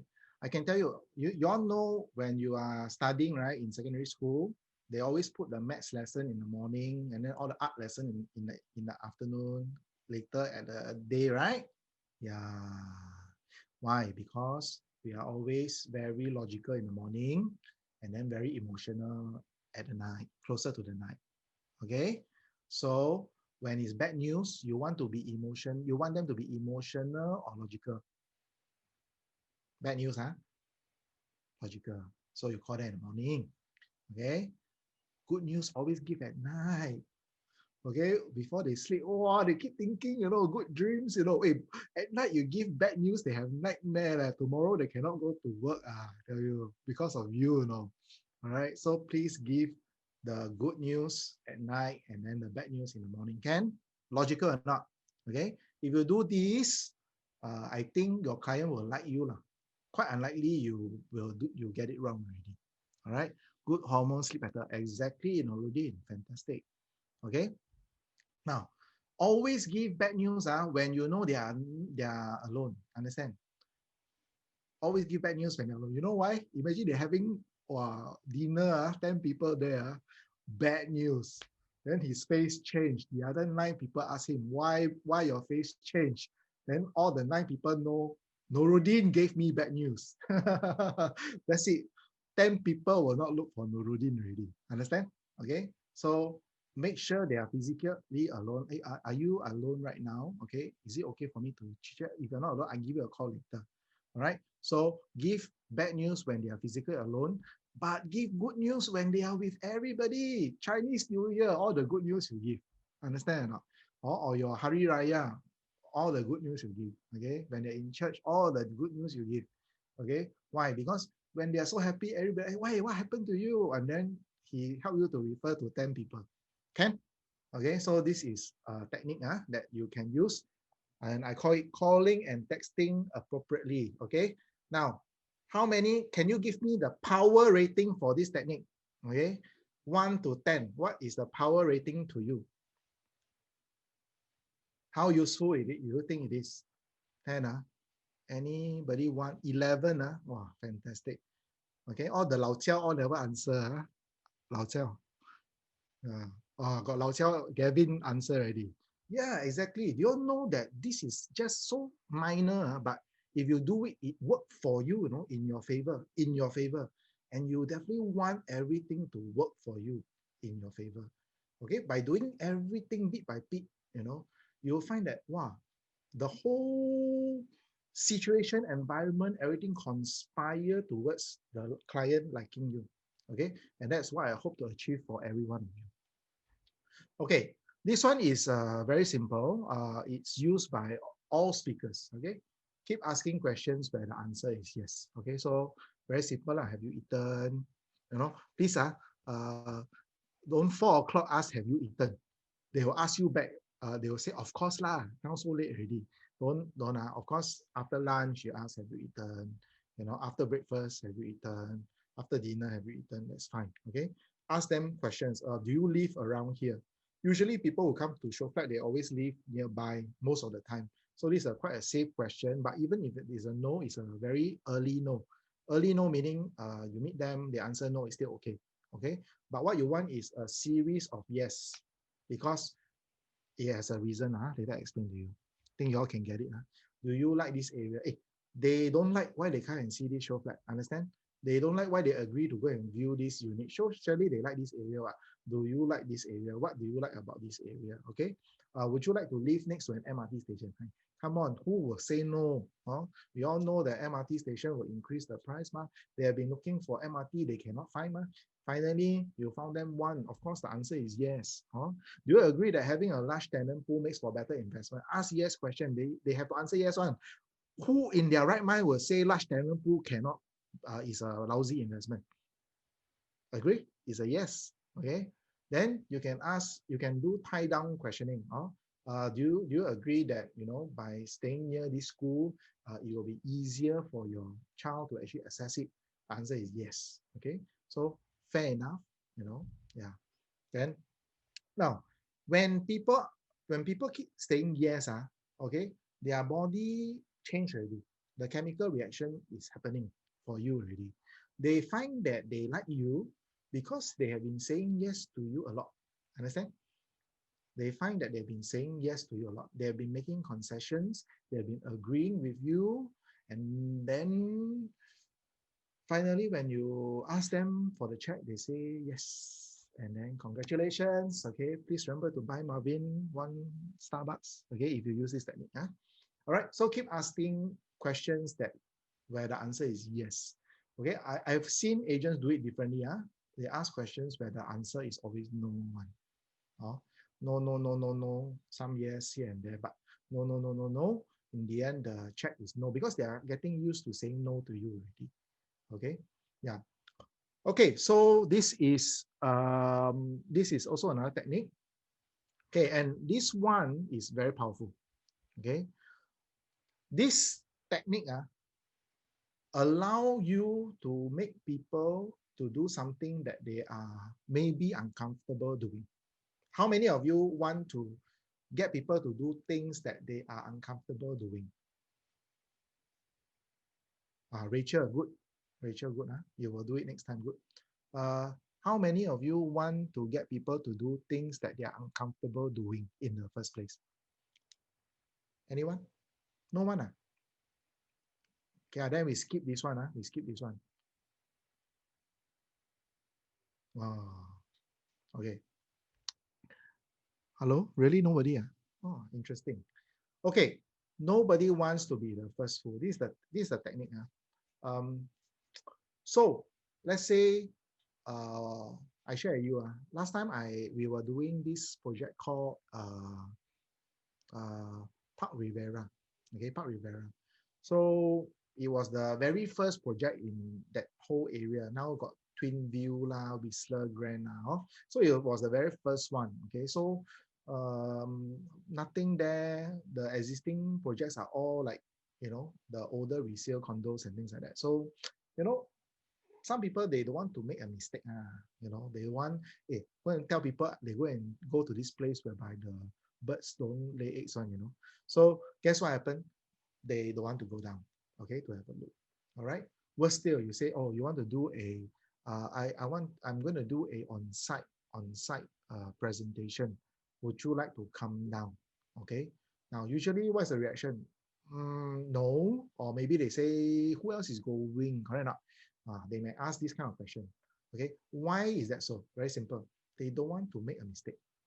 It sounds a bit risky. It's not something that they are comfortable doing at this current point because they don't know of anybody else doing this kind of thing. You know, what if you are some weird person or whatever? Okay. So if you know that this is the psychological defense that they have in their own mind, okay, then the first thing to do is to address it when you present the offer to them. Okay. So this is how I will phrase it. Even if they are the only one coming down for my on-site presentation, okay, they are the first one that might agree to it. This is how I will present to it. I say, I'm having a on-site presentation for my exclusive investors next Saturday morning at 10 a.m. I've got 2 slots, 10 a.m., 2 p.m. Okay. Would you like to join us? Okay. How does that sound to you guys? Now, okay now. Hello? Okay, Agnes. Very good. Why? Because, hey, got other people go, so I'm not the first fool. No, won't have the risk of me making a mistake already. Okay, but guess what? On that day, he is the only one. So how do you reply? Okay, this is a technique. Okay, because at the end of the day, it's not to trick or manipulate your client. It's just to overcome the psychological barrier, and you're using this technique to actually make it acceptable to them. You understand? So it is a technique to influence their thinking. So at the end of the day, all you have to say is, oh no, the group actually moved the timing to 9, but never mind. Now I do exclusively for you. Okay? Yeah. Good or no good? Okay. So then they also feel very good when they arrive. All right. So people will always reject you than being caught foolish doing something new. That's always the case. So volunteer information that reassures them that others have already done the same or that they are not the only ones. This actually will address this first full rejection. Okay, it's a very, very powerful tool. Okay, it has gotten a lot of people to get very comfortable with me, and a lot of times I don't have to resort to uh, uh, so-called changing the facts. Okay, it's just to address this that there are others people, and I try to make more people come. You realize? Because if I can make one person come, the next person that call in, I can also arrange for them to come at 10 a.m. I got 2%, then it's true already. You understand? Okay, so it is a technique that you can employ. Okay, whether it's deception or not depends on you. All right, depends on you. Okay, if you think this is good, give me a thumbs up. No good, put a thumbs down. Can give me some encouragement. We are almost towards the end already. Yeah, but I'm going to give you a bit more powerful stuff. Thumbs up. Wow. Okay, good. Good, good, good, Anthony. Thank you. All right, let's move on. We are going to the next thing. Okay, this thing, I think a lot of you know about it. This is called the DISC. It's a profiling tool, okay? And I'm not going to go through this profiling tool with you. I'm just going to tell you how to get it right in terms of your communication, your behavior, and your response to the different types of people or clients that you are meeting. Okay, basically what the theory says is that people are categorized into 4 different groups, whether they're dominant, influential, steady, compliant.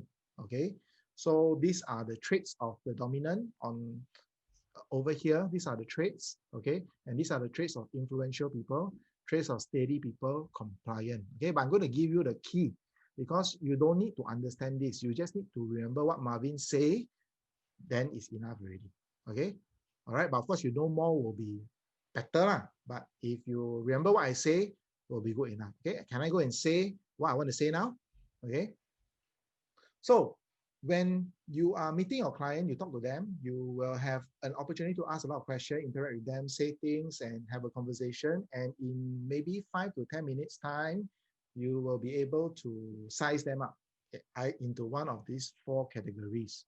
Okay, and how do you exactly decide who is who? Okay, there's a shortcut. This is a shortcut.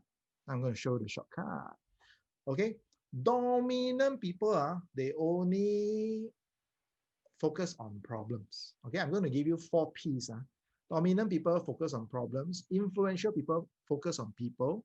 Okay, steady people focus on pace, and then compliant people focus on procedures. Okay, so meaning to say, if you are talking to a dominant person, okay, they will go straight to the point. Don't give me any bullshit. Just give me the facts. I ask question, you answer. Okay, tell me the major point. Can already. They are very impatient. So usually you have to talk very fast to them. Okay, you can even challenge them and they are okay with it. You can challenge dominant people. Okay, they are okay with it. All right, they like to talk about problems, give them solution, full stop. Whether they can accept or not is their opinion. Influential people, they focus on people. So this kind of people, very easy to close them. Go and eat with them, compliment them, can already. Okay, can close already. These people usually afternoon free time, go shopping, go into the shop.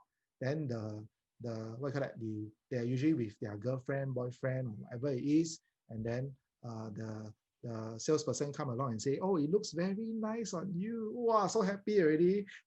Credit card, credit card, credit card. Okay, so influential people really they focus on people, so they like to spend time talking to you. They like to talk, so you let them talk. You must let influential people talk. Let them tell stories, make them happy. As long as you're listening to them, okay, compliment them. I think very easy to have a deal done already. Okay, steady people, they are very slow one. They are slow. They take the pace. You must follow their pace. You cannot be fast. You cannot hurry them. Okay, that's why dominant people and steady people, they are the counter opposite one. All right. So what happens is they don't really like each other, but they can control each other. All right. So the steady people, you just need to go at their pace. That's all. Just remember pace. Finally, compliant people. Compliant people, I am a mixture of compliant, influential, plus steady. Okay, I'm not really a dominant person. So basically, compliant people are very procedural. Basically, answer all their questions can already. Okay, and at the end of the day, just give them all the information. They will digest themselves. They don't believe whatever you say. They only believe what they understand. They believe what they believe. Okay, so you need to answer their question. You just give them. Don't try to convince them. Just give it to them. Answer their question, and that's it. Okay. Once they will self-convince themselves, and I tell you, compliant people, they once they understand and they agree a certain position, you can use them to actually convince others as well, because they are very strong, very knowledgeable, and all that. All right. So all you need to do is when you meet a person, you find that hey, he like to talk a lot. Then when you compliment him, very happy. You know, influential already. You know what you need to do already. If they're dominant, they keep asking problems and things like that. Sometimes you can challenge them, but otherwise you just give them the solution and then you speak at a faster pace. Okay. Steady people, you have to speak slowly, and then compliant people, just give them the whole manual. They will read, finish everything, and they will be more knowledgeable to you, explaining every detail. Okay. Now, if you do what they like and how they like it, will they like you more? Yeah, that's it. So what I'm trying to say, it doesn't matter who you are. You just need to know who you are dealing with and behave in the correct way. Good. All right. Due to time, I will move a bit faster. We are coming to the end already. All right. And I'm going to give you 3 scenarios whereby we put everything together. All right.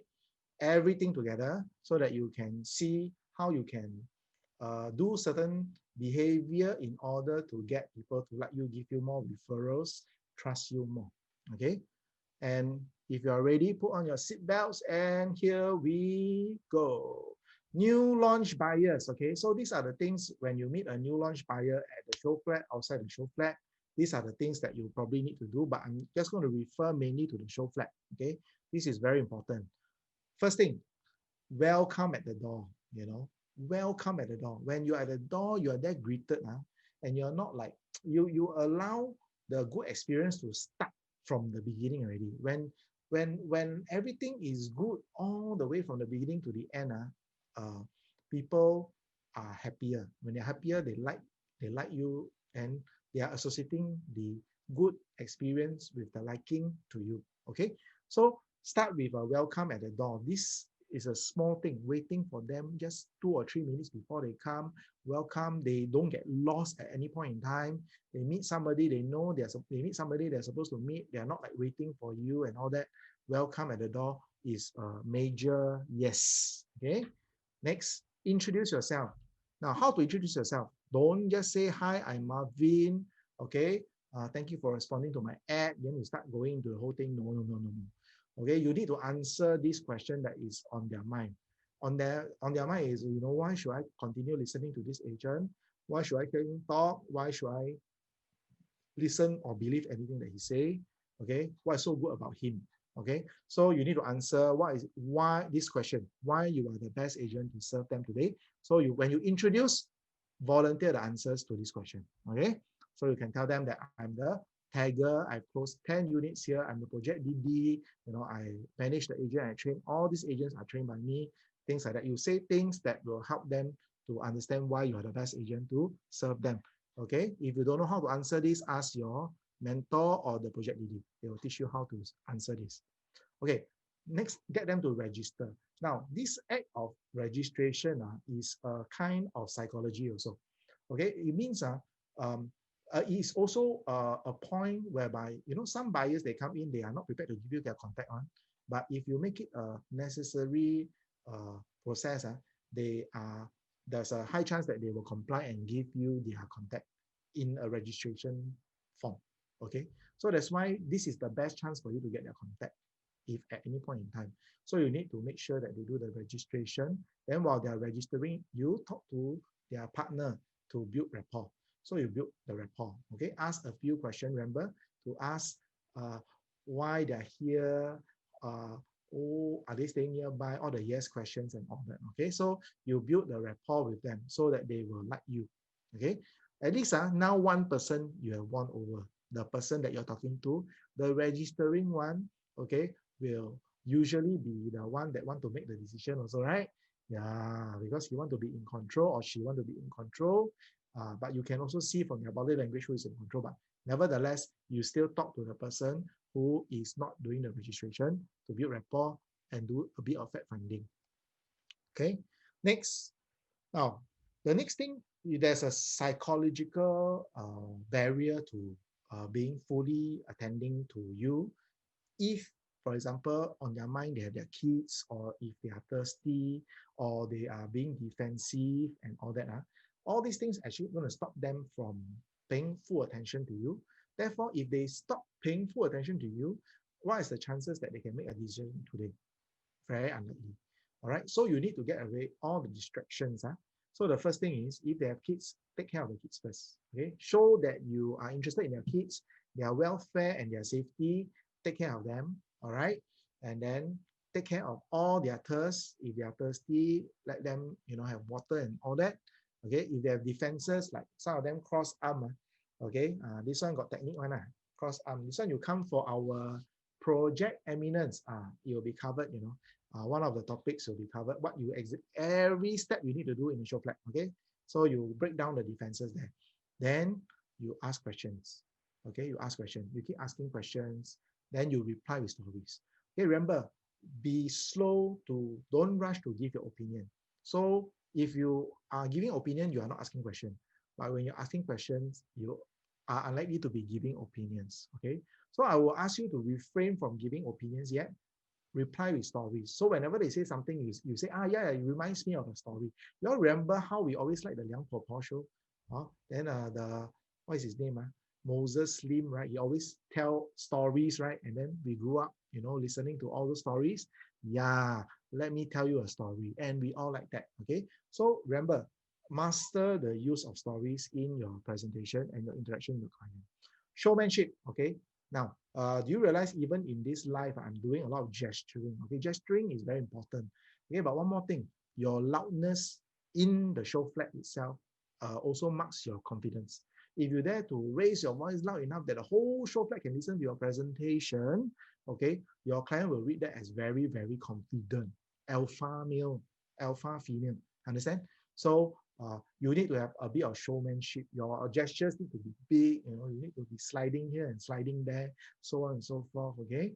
Yeah, do a bit of showmanship, okay? Because people always like to be entertained. They always like people who are, okay, you all prefer excited people or very like that one? Everything talk, never move. Yeah, Melina, fantastic, so fast. Okay, excited. Okay, so definitely gesturing and loud projection of voice is very, very important. I've actually done a presentation to strangers by talking to my client in a cafe. I talk to my client very loudly until I noticed the two tables are listening in to what I was saying. In the end, they got my name card. So it was loud enough for them to hear, and they were just so like you can tell they are listening to whatever I'm saying, man. The kind of thing. So it's very interesting. So showmanship is one of the technique as well. Okay, finally, give your opinions only when you know they will agree with it. Okay, so that means you need to only start giving opinions when you are very certain you are going to be saying the right things. Okay, then keep asking the yes questions throughout. Okay, new launch, they are new to you. They are seeing you for the first time. They may not see you again. So you need to make them like you. Saying yes to you very often means they like you. Okay, yeah. And then use professionals where possible. Okay, at the end of the day, I will never believe that there is a perfect person in the world. I'll never believe there's a person who knows everything. Okay, it's very unlikely that such a person exists. Okay, unless he's God. Okay, so there's probably only one, and there's God. Okay, but having said that, the rest of us, we are limited beings. Okay, in other words, it is reasonable for me to believe that you only know some things very well, but some other things not well. Therefore, I also leverage on this psychology. Okay, and I leverage on professionals. Actually, I know how to calculate, but I don't want to calculate. I use bankers to calculate for you. I use lawyers to calculate for you. Okay, so try to use some professionals in your interaction with your client as well, because it makes you more believable as a package. Okay, conmen also know how to use this. Conmen also know how to use this. All right, so we covered for new launch. Okay, now 4 o'clock already. Can you give me another 5 to 8 more minutes, maybe 10 more minutes? Okay, if okay, give me a thumbs up. Can? Sure? Okay, can. All right. The rest cannot, then you all just leave, just leave. So sorry about it, but I think because of the interaction that you've given me, we are able to do a bit more today. Oh yeah, one more thing. Of course, once they are used to getting the yes, they are comfortable that they believe that you are a human being and not God, and then they realize you care for their kids and that you understand, because you keep asking questions, right? Then therefore, you definitely know and understand me. You understand me, then I trust you more. Understand? Okay, so with all this in place, just ask them this last question.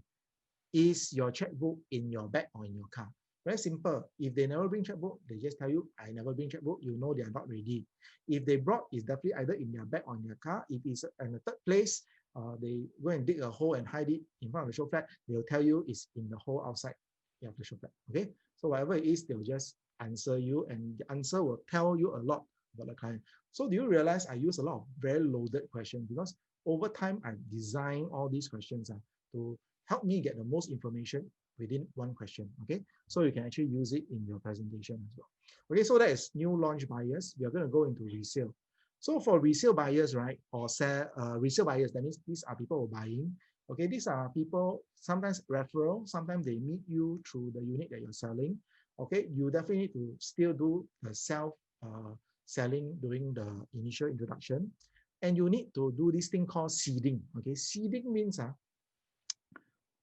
if you don't seed, you don't give them a frame, okay, it will be forever one. They will be viewing and viewing and viewing and viewing non-stop. Okay, so usually for resale buyers, it is very helpful to give them a frame, because they may have met with very inexperienced agents or not so good agents or RES who don't know how to handle them, who don't know how to help them to sort out their mind and make their decision.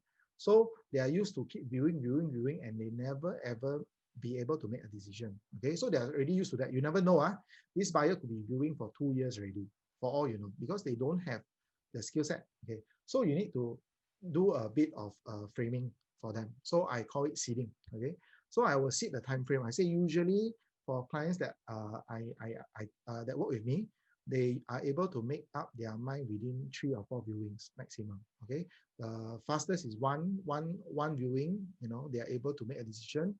But usually by the second viewing, I will be able to give you very close to what you want already. And then maybe by the third or the fourth time, you can shortlist and finally make a decision. Okay, how does that sound to you? You see, it's a yes thing. You'll definitely say yes, what? They also want fast. 2 years already cannot make decisions, so they definitely want fast. So it's a yes for sure.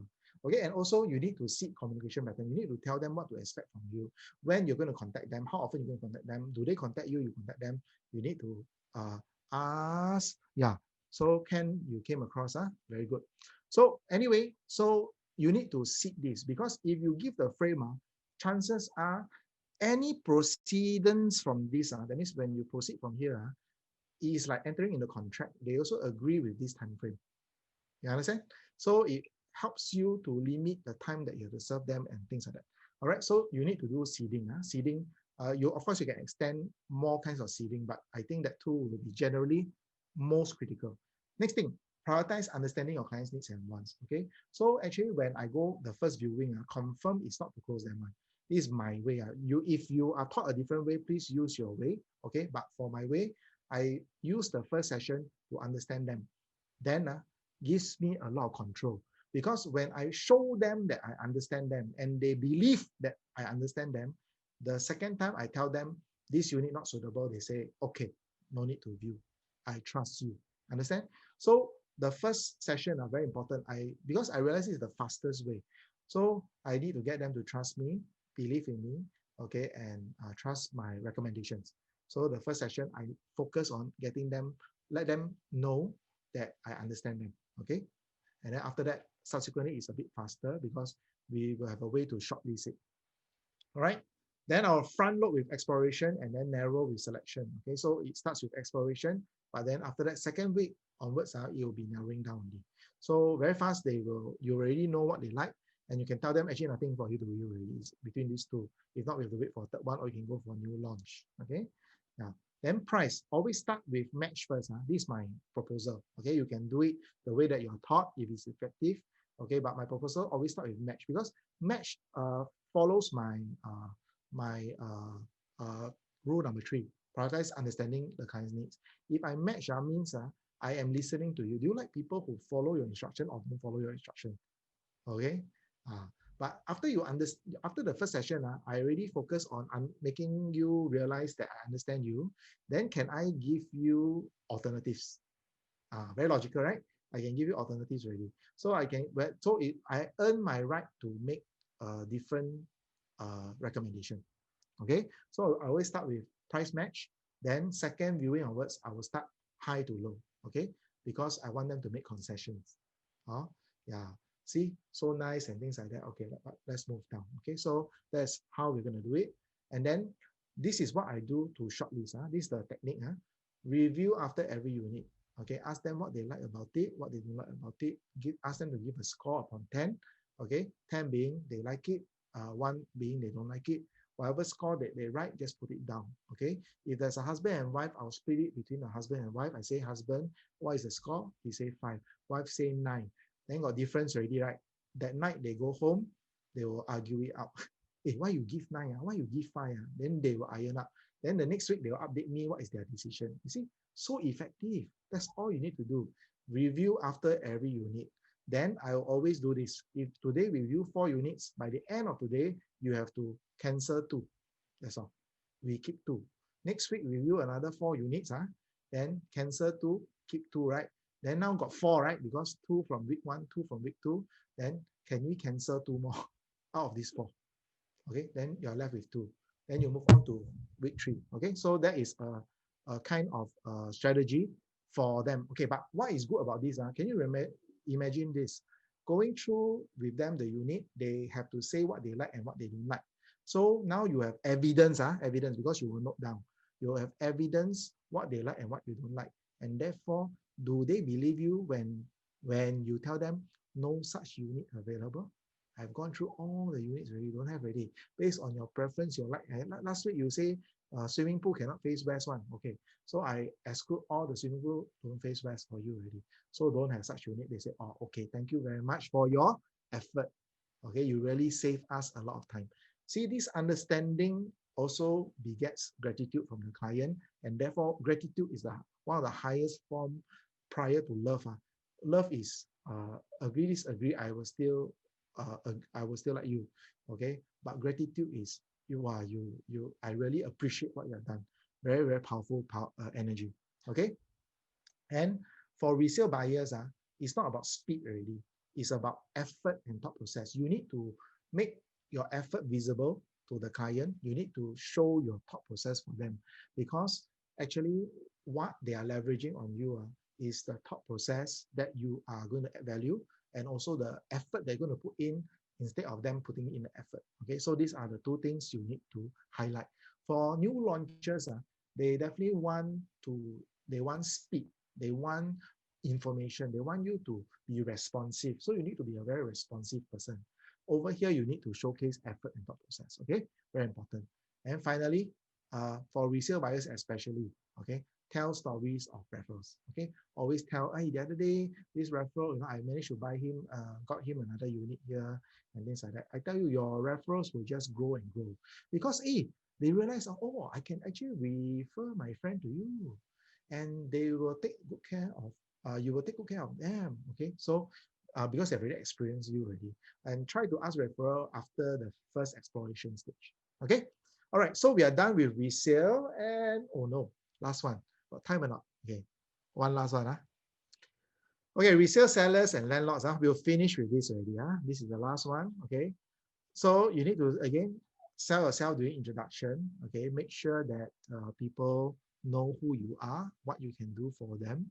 Okay, make it relevant with your track record and all that. Demonstrate first, say later. Okay, this technique very important for resale sellers and landlords. Okay, these are people who are going to give you an opportunity, so they are in a position to select the best agent to help them. All right, Some of them, they will select the best agents to help them, but some will select the best agent to help them. So therefore, they can select based on what you say or what you do. Which one do you think is more powerful? What you do or what you say? Yeah, exactly. So therefore, you need to create a demonstration exercise in the very first meeting with research seller and lots, okay, whereby you can showcase your skill set. All right. So very simple. When you make the first appointment, I always don't make an appointment for, you know what, meet up to do presentation, listing presentation. No, I don't do it that way. I say, can I come down and take the photo for your unit? Wow, this one, even before I agree to engage him, he already come down and do work already, you know. Powerful. Then I come with my gear and everything, you know, then I do 3D and then I show them example. Remember, you want people to do something new, right? Give them a reason. Then I show them the Matterport 3D, then they see, wow, you can do this for me. Wow, none of the agent, all the agent can't talk about commission first, you know, you already start doing things already. Okay? Yeah. So at the end of the day, demonstrate first, then say later.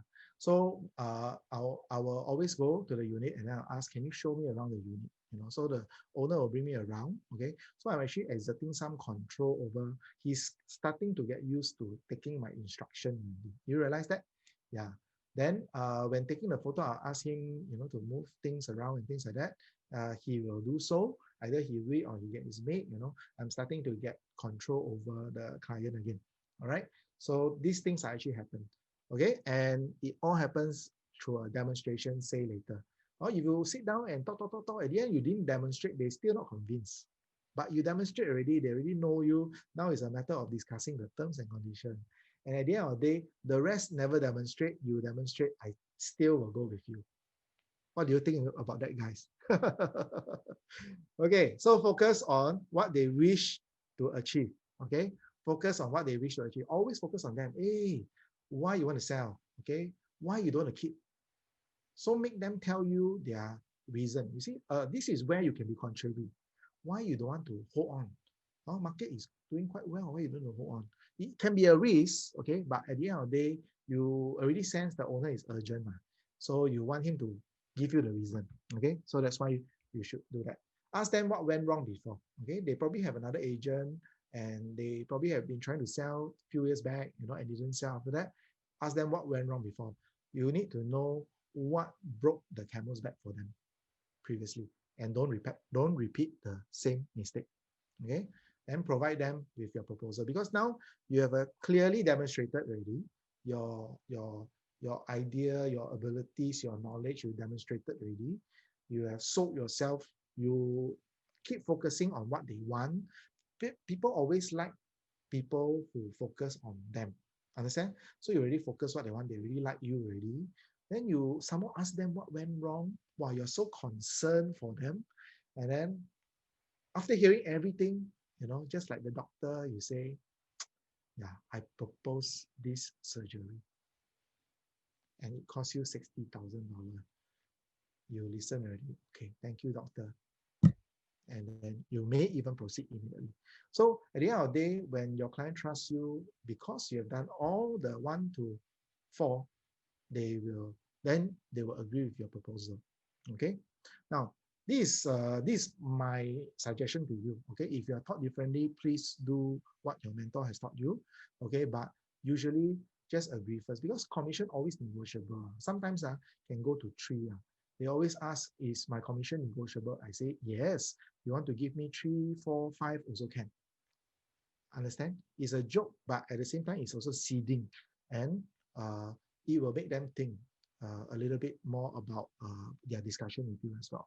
So agree first, then review later. That's a way getting agreement, and then moving forward, getting things, you know, let you be the first agent that they say yes to. Isn't that powerful? Okay. And finally, consistency, commitment, and on the ball. These are the things that the resale sellers and landlords will be looking for. Are you consistent with what you say? Do you do what you say you will do? Do you do what I think you will do? Okay. Are you committed to it? Show your commitment. Okay. Make the invisible visible, and then you need to be very on the ball. Okay. In the initial phase, you are still under probation. Understand? Okay, so these things must happen at the beginning and not later. When these things happen at the beginning, I like you already, you can make mistakes. Okay, fair enough.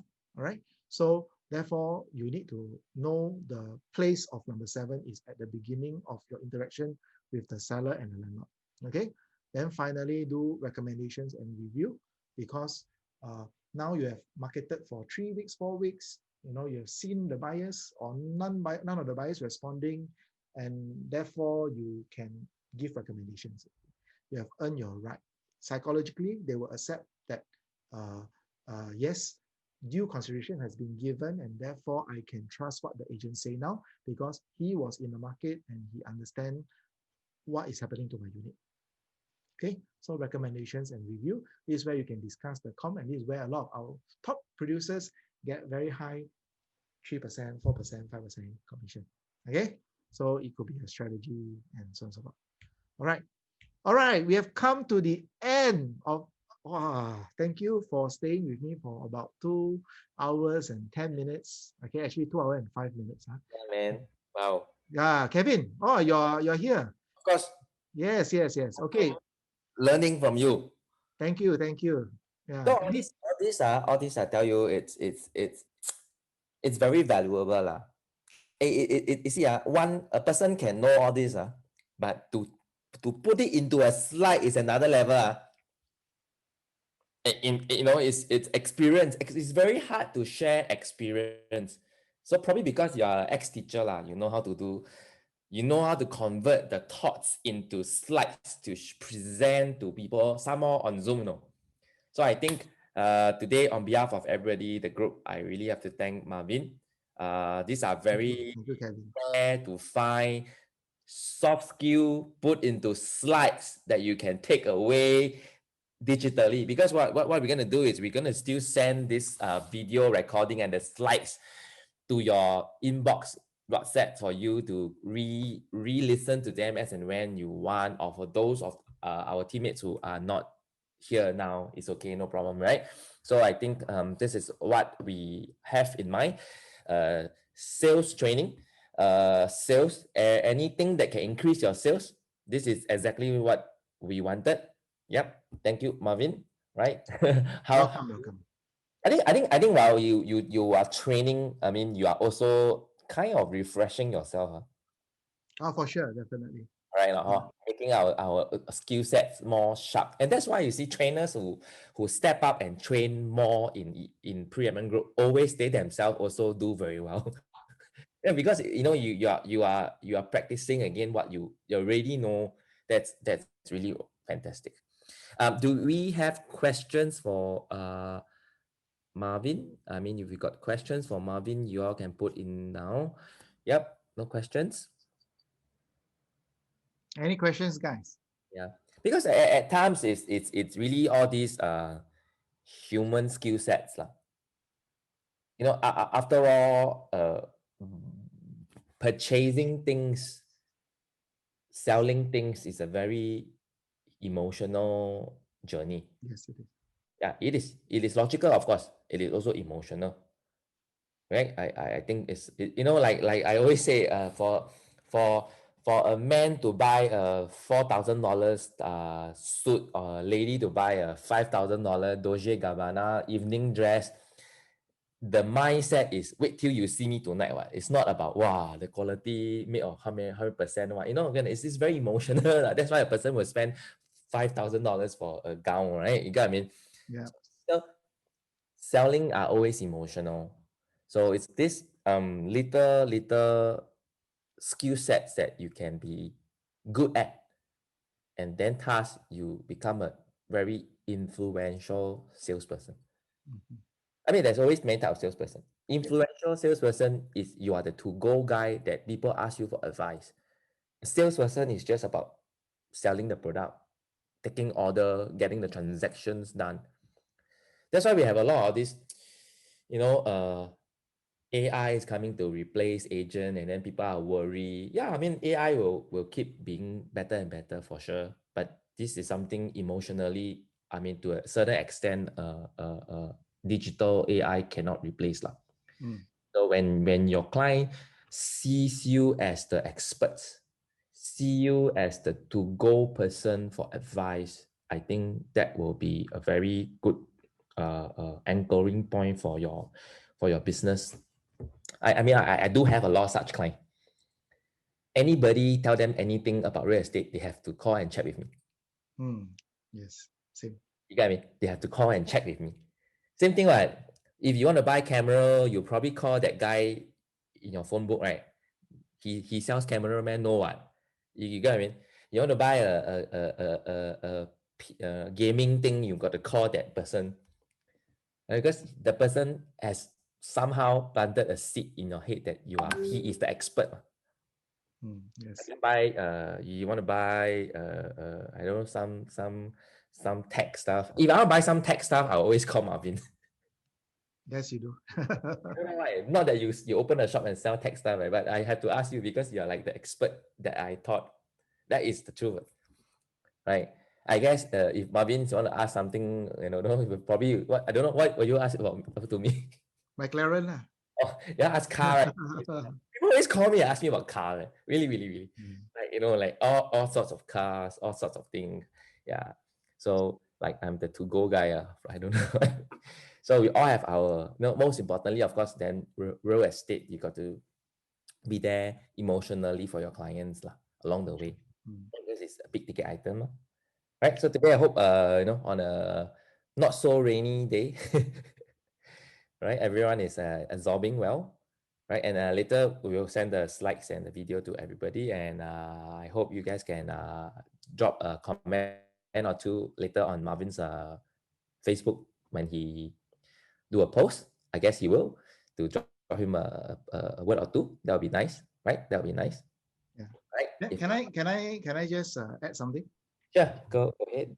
Okay. So guys, this is my offer to connect with you guys. Okay, if you are keen to connect, just add me on Marvin Lee Official for Facebook, for this Instagram, LinkedIn, as well as a YouTube. Okay, and now this part is also a bit of authority. You think about it, if you are a client seeing this, right?